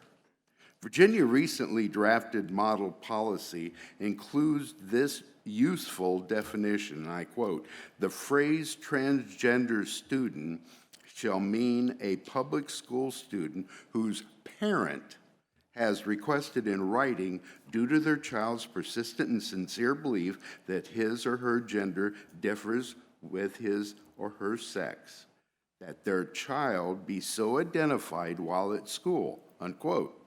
The Virginia draft is a reaffirmation of parental rights, keeping parents front and center. The New York Times published a report last week that you may have read titled, "When Students Change Gender Identity and Parents Don't Know." It spoke of the issues you as a board are facing. It states that educators are facing wrenching new tensions over whether they should tell parents when students socially transition in school. It states dozens of parents whose children have socially transitioned at school, and they told the Times that they felt villainized by educators who seemed to think that they, not the parents, knew what was best for their children. 30 Research seconds. shows that how schools should address gender identity cuts through the liberal and conservative divide. Parents of all political persuasions have found themselves unsettled by what schools know and don't reveal. Bottom line, transitioning socially is a major and potentially life-altering decision that requires parental involvement for many reasons. Thank you. Our next speaker is Dr. Judith Dunkerley, then Camden Dunkerley, then Judith Ann Dunkerley. Welcome. Thank you. Good evening, Dr. Robertson and members of the school board. My name is Dr. Judith Dunkerley, and I'm here to speak as the parent of a transgender student, a teacher educator, and as a constituent. I am compelled to say that my remarks here today are of my own belief and do not necessarily reflect the beliefs of my institution. At the last meeting, a fellow community member sarcastically asked the students here speaking up, "Where are your parents?" To her, to you, to the VDOE, and to the governor, I say, we are here. We have our children's backs, and we have taught them to speak up against injustice and ignorance. As a parent, I do not want my son Camden to go, or any young person, to have to fight just to have their human rights respected. I do not want them to go to school, a place they're required by law to be, only to be dead-named and spirit murdered. As a former elementary teacher and literacy specialist, and now as an associate professor of education, and as the director of one of the largest teacher preparation programs in the Commonwealth of Virginia, I am a mandatory reporter. Every individual you employ is mandated to report child abuse and neglect. If this policy is adopted, the role of educators as protectors of children will be left in tatters. Instead of reporting abusers to authorities, you will be ordering educators to report students to their potential abusers, removing any safe harbor a school might represent. While some may argue that this policy protects the rights of parents, let's be clear as to what it really does. It masquerades, it systematically eliminates, I backed that there. It is meant to systematically eliminate those who live beyond a binary. It is the woof of trans erasure, masquerading in the sheep's clothing of parental rights. Every day in my classroom, I have the honor of working with the next generation of teachers. They are a bold, intelligent, and justice-focused group. I am proud to say that these teacher candidates know that advocacy is as important as arithmetic, that liberty is as important as literacy, and that no policy will silence a teacher from advocating for their student. In his comments to you at the last meeting, my son Cam asked you to consider the letter I and the literal difference between 30 seconds. life and death it meant for him. Tonight I ask you to consider the letter B, not as a bit of alphabetic code, but rather as a verb. Will you be the ones to protect your students from prejudice disguised as policy? Will you be the ones to stare down the wolf and say, not on our watch? Lastly, will you be the board that once and for all proves that love does indeed trump hate? Thank you. Our next speaker is Camden Dunkerley, then Judith Ann Dunkerley, and then Beth Labar. Welcome. Thank you. Good evening, members of the school board. I would be remiss to ignore that today is St. Valentine's Day. St. Valentine is the patron saint of epilepsy, beekeeping, fainting, and traveling. Yet none of us know him for these things. We know him as the saint of love. We know him as the one who ministered to persecuted Christians during the Roman Empire. Valentine married numerous couples in a time where the punishment for this was death. He was committing an act that put his life in jeopardy for something he knew was right: love. Love is one of the simplest human emotions, isn't it? A complex feeling, it encompasses so much and yet can be the simplest emotion to feel. A primal need to love and be loved. An innate response that has sustained the human race through history. If it's a universal truth that every human needs love to survive, why is it that trans and gender nonconforming students are denied it? Love doesn't need to be physical to be felt. I felt loved when my teachers would use my chosen name. I felt loved when I was given support by my classmates. I felt loved when I realized there was a gender-sexuality alliance at my school. I felt loved when I knew that I could come to school unafraid. I felt loved when I could confidently walk down the hall and know I wouldn't be called disgusting, hateful names for simply just existing. I felt love emanating from the amazing people I was able to visit a middle school GSA with and assuage those kids' fears of high school.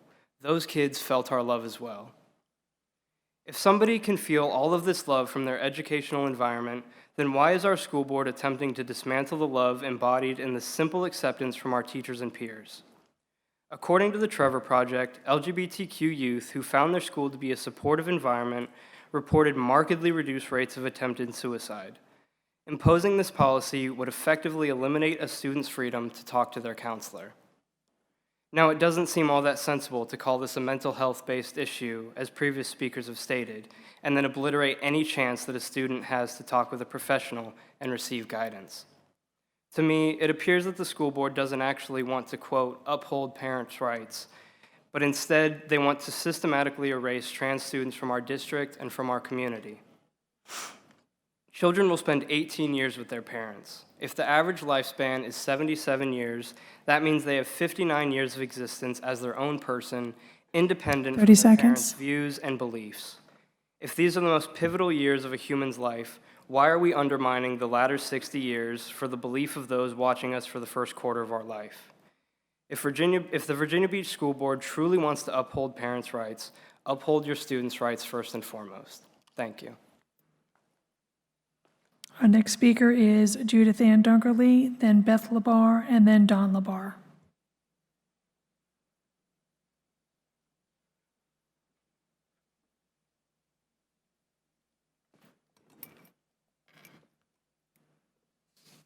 Judith Ann Dunkerley? That was me. Okay, no, okay. Beth Labar? Good evening. I'm Beth Labar, mom to 3 daughters and a school social worker for Virginia Beach City Public Schools. Welcome. Growing up and becoming your authentic self isn't necessarily an easy journey. For simplicity, I liken it to finding the perfect pair of jeans. Some people know exactly what size they are, what brand they wear, and what hues express their individuality most authentically. However, many of us must visit 10 different stores, try on 50 different pairs to find which ones we feel most at home in. That's a lot like what's happening as people evolve from teens into young adults. Some of us try on several different interests, friend groups, and hobbies before we come across what fits us best. We are doing a great disservice if we are not providing an accepting and inclusive environment for all students to evolve into their most authentic selves. Collectively, we have a lot to lose by rejecting these young people that may not fit the mold of what some consider ideal. Marginalized people are unable to contribute their individual talents and ideas to society, which means we all miss out on what they have to offer. The 2022 model policies pertaining to transgender youth serves as a rejection to these students. Even worse, these policies send a clear message that transgender people are not worth protecting. This will only encourage bigotry and threaten their safety. Supporting young people to live authentically benefits everyone. The most content and productive people in a society are those who have a well-defined sense of self. To get to that place, one must explore freely to discover their identity and what attributes fit them best. Life is too short to require a group of people to deny their identity. I tell my own children that I want them to pursue a life that epitomizes what peace and happiness looks like for them. Our paths may end up looking a bit different, but there is value in our differences, and there is certainly value in living authentically. 30 seconds. Since September, students have been communicating with us that using their preferred nicknames and pronouns and retaining equal access to counseling services within the educational setting are part of their basic needs for mental health.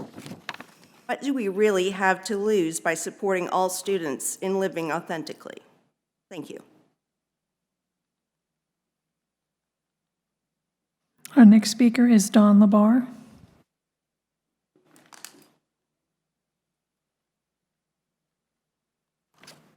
Welcome. Good evening. My name is Don Labar. I'm a Virginia Beach resident, and I have 2 children in the Virginia Beach City Public Schools and 1 that graduated. I've spoke at prior school board meetings, and I've got a confession to make. I don't want to be here. I really don't. I want to be taking my wife out for a Valentine's Day dinner. I want to be doing something special, but instead I'm here. The reason I'm here is because the school board hasn't made a decision. You haven't decided that we're going to continue with our pre-2022 model policy guidelines, or we're going to continue with what we had before these guidelines. What's been working, we're going to continue with it. So every school board, I come back and I talk to you about the children, the kids, the vulnerable. And that's why I'm here again. We as a society put safeguards in place to protect the vulnerable among us. If VBCPS implemented these 2022 model policies, they would fail to protect the vulnerable portion of our students. Students need to be able to talk to a school counselor, and to restrict access to some students is not fair.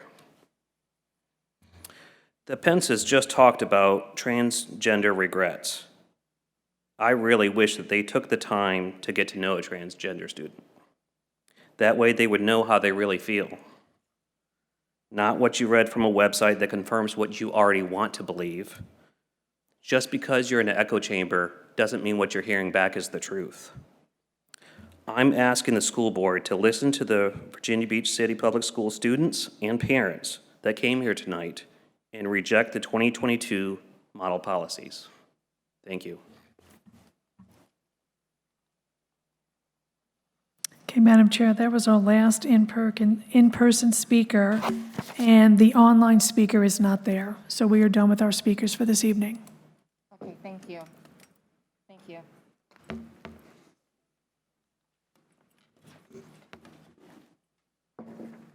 Our next item on the agenda is information.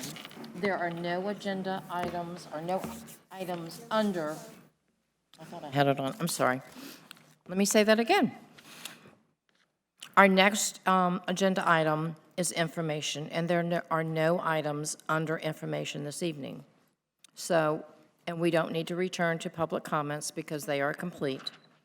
So our next is the consent agenda, number 15. School Board Chair announces, okay, the following items are on the consent agenda. Textbook adoption A, Japanese 1 through 4. B, Three Oaks Elementary School multi-use path easement. Are there any objections to the school board voting on the consent agenda items? If so, please identify any item that should be moved to the action agenda. Hearing no call to move on an item from the consent agenda, I call for a motion to approve all of the items on the consent agenda as presented. Do I have a motion? Okay, Mr. Callen, second. Ms. Anderson. Do any school board members need to recuse themselves from the vote due to a possible conflict of interest or lack of impartiality? With no recusals, I call for a vote to approve the consent agenda as presented. All in favor, please raise your hands. Madam Chair, we have unanimous vote. The motion did pass. Thank you.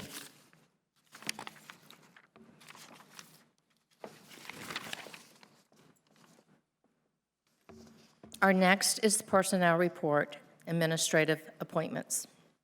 I call for a motion to approve the February 14th, 2023 personnel report and administrative appointments. Mrs. Kim Anderson, second. Sorry, Melnick. Sorry, Ms. Kim Melnick.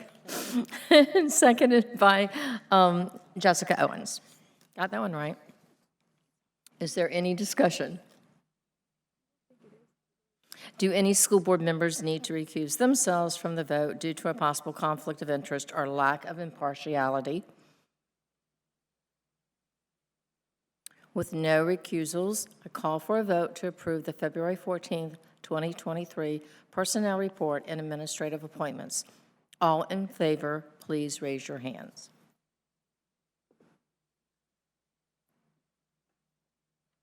We have 10 ayes. Thank you. Dr. Robertson, do you have any administrative? I abstain. Oh, I'm sorry. I just need to explain real quick. I abstain for the same reasons I did. I'm sorry, I didn't even notice you raised your hand. I'm sorry. I abstain for the same reasons I did in the past. The superintendent and I have discussed a way forward, but we haven't yet implemented anything. Okay, thank you. Okay. So, Madam Chair, the motion did pass with 10 ayes and 1 abstention. Thank you. Dr. Robertson, do you have any administrative appointments? So we do, and happy Valentine's Day. So first, I want to recognize who's joining us virtually, Ms. Patrice Boone. Ms. Boone has served with distinction in Chesapeake, Norfolk, and Virginia Beach as a teacher. She currently serves as as a district instructional coach at James Monroe Elementary School in Norfolk Public Schools. And we're pleased that you have agreed to hire her to be an assistant principal at Green Run Elementary School. Congratulations.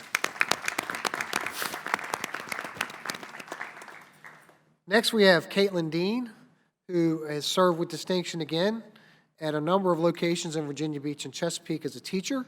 She's currently a school improvement specialist at Corporate Landing Middle School, and we are pleased that you have approved our recommendation for her to be the next assistant principal at Betty F. Williams Elementary School. And I believe you have some guests tonight.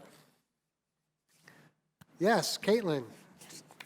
Yes, who are your guests? Come on, introduce them.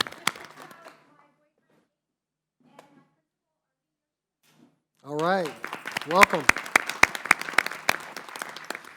Next, we have Shakina Simmel, who, again, is a teacher in Virginia Beach, has served with distinction at a couple of locations, and currently she serves as an administrative assistant at Bayside Middle School. And I'm pleased that you've accepted our recommendation for her to be next assistant principal at Larkspur Middle School. Congratulations. I see you have a guest.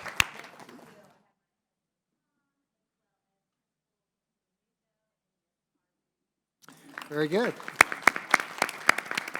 And finally, I'd like to announce Amber Hester. Amber's been a teacher in Virginia Beach for a long time. Currently, she serves as an instructional specialist in the Office of K-12 and Gifted Programs. We're pleased that you've accepted our recommendation for her to be the new coordinator of Fine Arts in the Department of Teaching and Learning. Congratulations.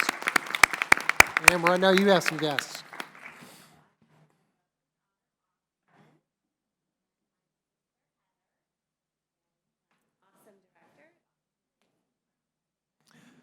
Congratulations. We'd like to thank everybody especially the families, for sharing these individuals with us, because we're going to get every minute out of them that we possibly can. Thank you. Thank you, everybody, and congratulations.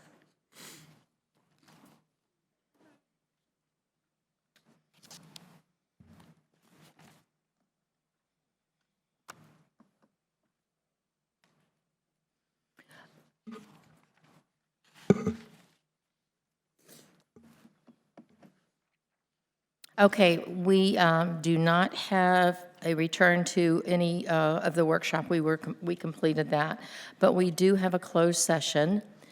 Point of order, Madam Chair. That's Committee right, I'm sorry, I reports. need to get our committees. I need to have, and I was told by one of our school board members that she has a very long presentation. I'm going to let you go last. Okay, so we're going to have the committees and organization on board reports. Do we have any tonight? We'll start with Ms. Anderson, and then we'll go to Ms. Melnick. So I'd like to announce that from the Sister Cities organization, there will be a youth, we will be choosing a new youth ambassador, and that will take place on March 24th. We have been advertising for students to participate in this, to become one of our youth ambassador. And it's really a great thing if you win it, because first place is going to be worth a $2,500 scholarship. Second place is a $2,000 scholarship. And third place is a $1,000 scholarship. All that goes toward whatever institution they choose after high school. So the youth ambassador is, they will represent our sister cities, and we really hope that people will attend on March 24th. It will be held at the Philippine Cultural Center, and if you'd like to have tickets, you can contact either me or Ms. Riggs. We will have tickets to sell for this, $25 for adults and $10 for students. So just want to announce that on March 24th is when that will take place. Thank you. Is there also another part of it, there's also an art competition that night as well. And so the art will be displayed for our art competition at the Philippine Cultural Center on that same night. Thank you. Thank you, Ms. Anderson. Ms. Melnick. Yes, two announcements. The first is the Bus Driver Association 50th anniversary celebration dinner is March 25th at the Holiday Inn Greenwich Road from 5 to 11. The tickets are $50 and board members are invited. I will forward you the information that you need. I know we already have a couple board members going, and they would love to see you. 50th anniversary for their association. That's a big deal.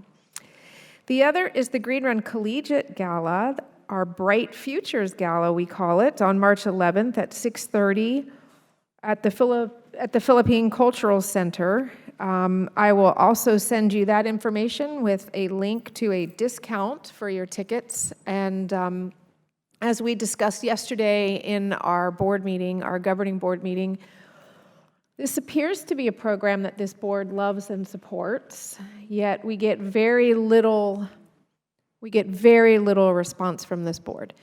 And the only way we can keep doing what we do, all of the extra things that we raise money for and plan for these students, is for people to attend our gala and to spend a little money. And so we'd love to see you on March 11th. Again, I'll get those out to you probably tomorrow. I will get you the information that you need, especially for the discount ticket for the Green Run Collegiate Gala. And I thank you. Thank you, Ms. Milnick. I'm going to let Ms. Sweems go next. Yes, I attended the Mental Health Task Force last week, and we're broken up into 4 different groups. We've got awareness, identification, stigma, and access. So I also participated in my subgroup, which is stigma, around mental health. And we're going to first see exactly what we have in our schools already that seems to be working, and from there we'll make recommendations of where we can move forward. And I'm assuming the other subcommittees are doing the same thing. So it was a very, very good meeting. Lots of work to do. Thank you. Ms. Owens? If I could, this is not a specific committee that I'm on, but it is an upcoming event in our district. The Visual and Performing Arts Academy at Salem is having their annual basically barbecue silent auction fundraiser event, and it's going to be March 3rd from 6 to 8 p.m. I know that the board has already received an invite to attend. In talking with the parent volunteer, I assured her that I would share that information as well. Thank you. Thank you. Ms. Franklin? Okay. I promise this won't be a long litany, but I've got a lot that has happened since our last meeting. First of all, I want to piggyback on the GRC, the Foundation Gala. It is not only just a fun, fabulous time, it is a great opportunity for us to truly support what we're doing in this charter school, and it is just fabulous. I actually won a prize last year. I got to stay in the Cavalier because I did one of the contests, and it's just a great time. So I would highly encourage everyone to go. So something I'm really excited about, of course, because I just want to highlight the fact that when I was PTSA president at Kempsville High School, we were very concerned about the fact that we did not have an academy, and we had about 99 students that we were losing every year, and how that's going to impact Kempsville. So since then, they have developed the Entrepreneurship Business Academy, and if any of you guys have gone to Pitch Night, it is just a really cool event. And so Jada Watts, who is this year's winner, was recognized by Governor Youngkin at his State of the Union address. Not only did he recognize Jada Watts, the winner, and her team, but he also actually publicly gave a shout out to EBA, Kempsville High School, Megan Timlin, and her whole crew there. So just super excited about that. I did actually attend the International Welcome Center opening, and that was great. great to actually meet some of the new personnel that we have that are going to be really working very diligently to ensure that all of our international students have a place to go, get support, get resources. So I would highly encourage you all to also try and check in there and just introduce yourselves. They were pretty excited to see board members come there. Gifted CAC, I actually attended the Gifted CAC meeting. One of the really cool things, and because I actually went to the SEAC meeting for Ms. Weems as the alternate, I think, especially for the new school board members, I have to tell you, every time I get to attend a meeting as the alternate, I think it's really amazing to learn about all these different committees. So Gifted CAC, this is something that I've been on since I think I got on the board and have truly enjoyed it. And one of the things that I learn I learn something new every single time, but I didn't know that we were one of the only divisions that has a gifted testing office. Did you all know that? We are one of the very few divisions, which might explain why we have recognized that about 18% of our students are gifted versus about 5 to 7% of students across the state. It's probably because we have the testing center and we have faculty that are diligent in making sure that we are recognizing those students and giving them the resources they need. So that was really interesting to find that out. What they're also doing with this committee, which is also comprised of community members, they are doing visits to the different schools, and they gave kind of a brief summary of some of the things feedback they've received from the schools. So I can, if any of you are interested, I'm certainly happy to share some of that. I did attend the SEAC meeting, which is the Special Education Advisory Council. Got some really good feedback, met some really great people there as well.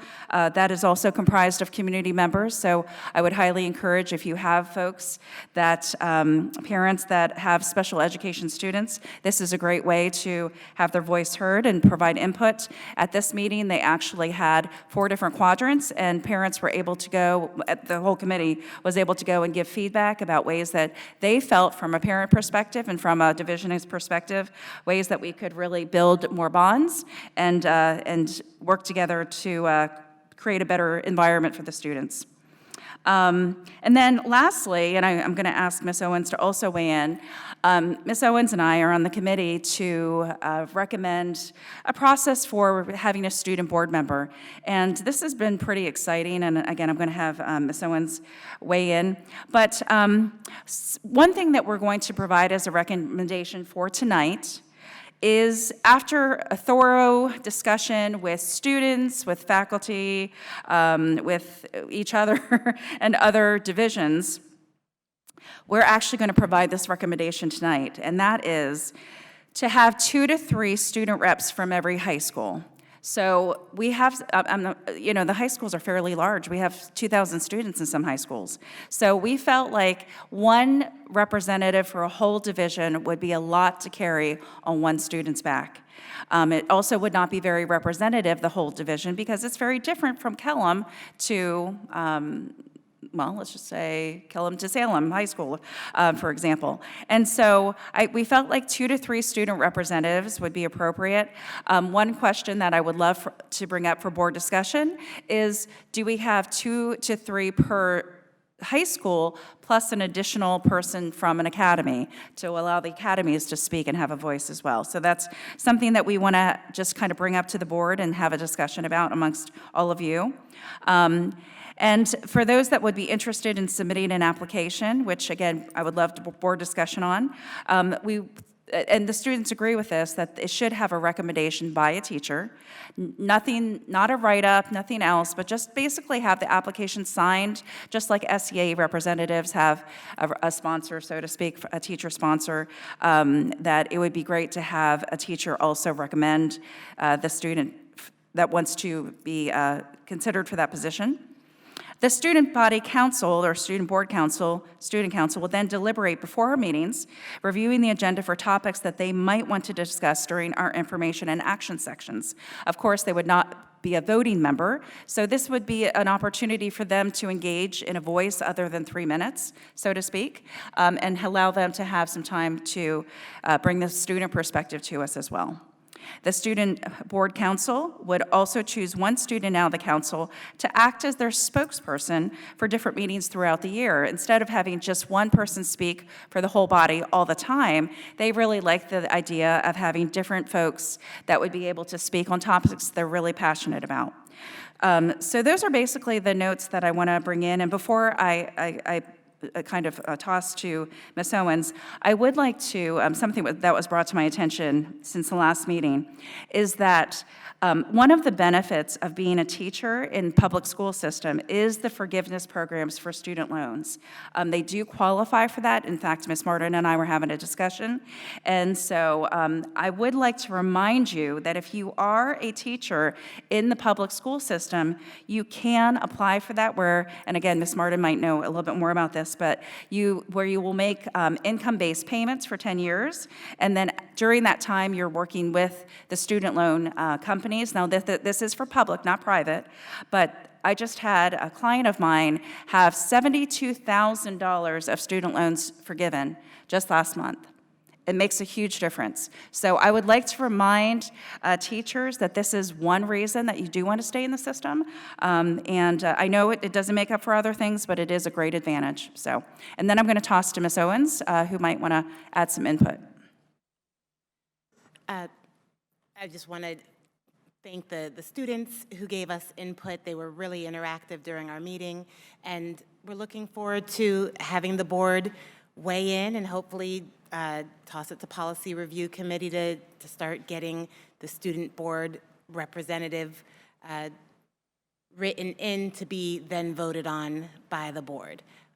Ideally, we'd love to see a student board representative with us for the in September for the new school year. So we're hoping to move that along in our meetings to come. Okay, thank you, everyone. I would be remiss, because I am the liaison member of the Virginia Beach Education Foundation as the chair of the school board, and just to announce again that the Pearls of Wisdom barbecue oyster roast will be on April 1st on 24th Street. It is a great time, and what the Virginia Beach Education Foundation does is they raise money that helps all of the schools with giving grants to the teachers from our school system. And they've spent a lot of money helping out our students and our teachers in our schools in support. So I have tickets. They are $45 right now, and they will be $55 starting on March the 1st. Now, before we adjourn, we need to go into closed session.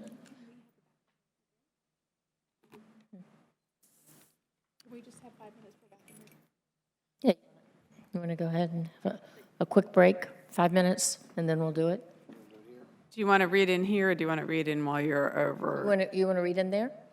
It's up to you. That's I just need to clear it with, make sure that your camera folks know where you are. Okay, we can read in there. That's good. Okay, so we'll see you in the Einstein Lab, 5 minutes.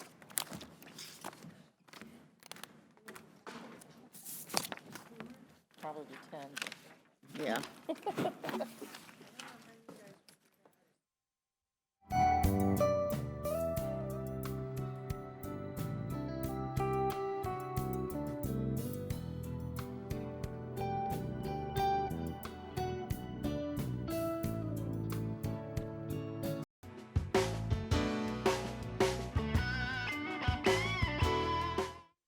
Meeting, and I'm going to ask our Vice Chair, Ms. Weems, to read into closed session.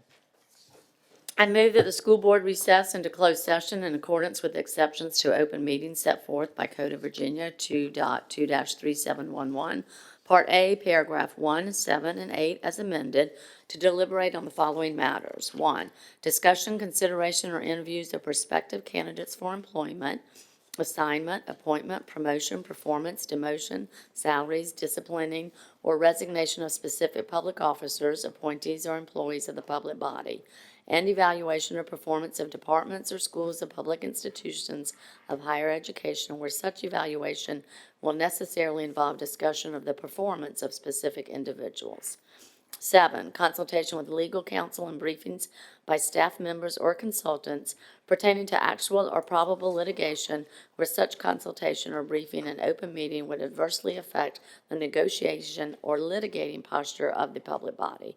For the purposes of this subdivision, probable litigation means litigation that has been specifically threatened or on which the public body or its legal counsel has a reasonable bias to believe will be commenced by or against a known party.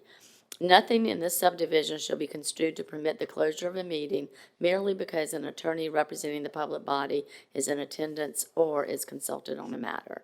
8, consultation with legal counsel employed or retained by a public body regarding specific legal matters requiring the provision of legal advice by such counsel.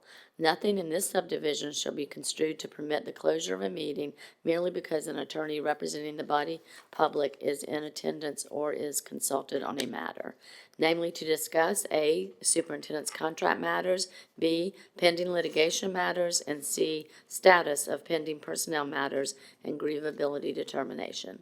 I second.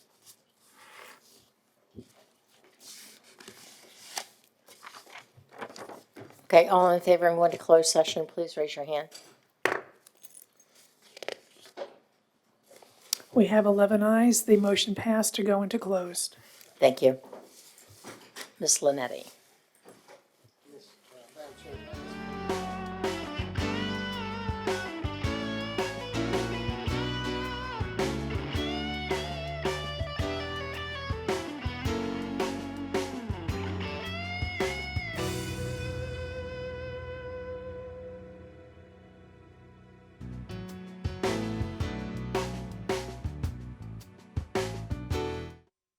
Please certify or read us out of closed session. Whereas the School Board of the City of Virginia Beach has convened a closed meeting on this day pursuant to an affirmative recorded vote and in accordance with the provisions of the Virginia Freedom of Information Act, and whereas Section 2.2-3712 of the Code of Virginia requires a certification by this school board that such closed meeting was conducted in conformity with Virginia law, now therefore be it resolved that the School Board of the City of Virginia Beach hereby certifies that to the best of each member's knowledge, only public business matters lawfully exempted from open meeting requirements by Virginia law were discussed in the closed meeting to which this certification applies, and only such public business matters as were identified in the motion by which the closed meeting was convened were heard, discussed, or considered. So moved.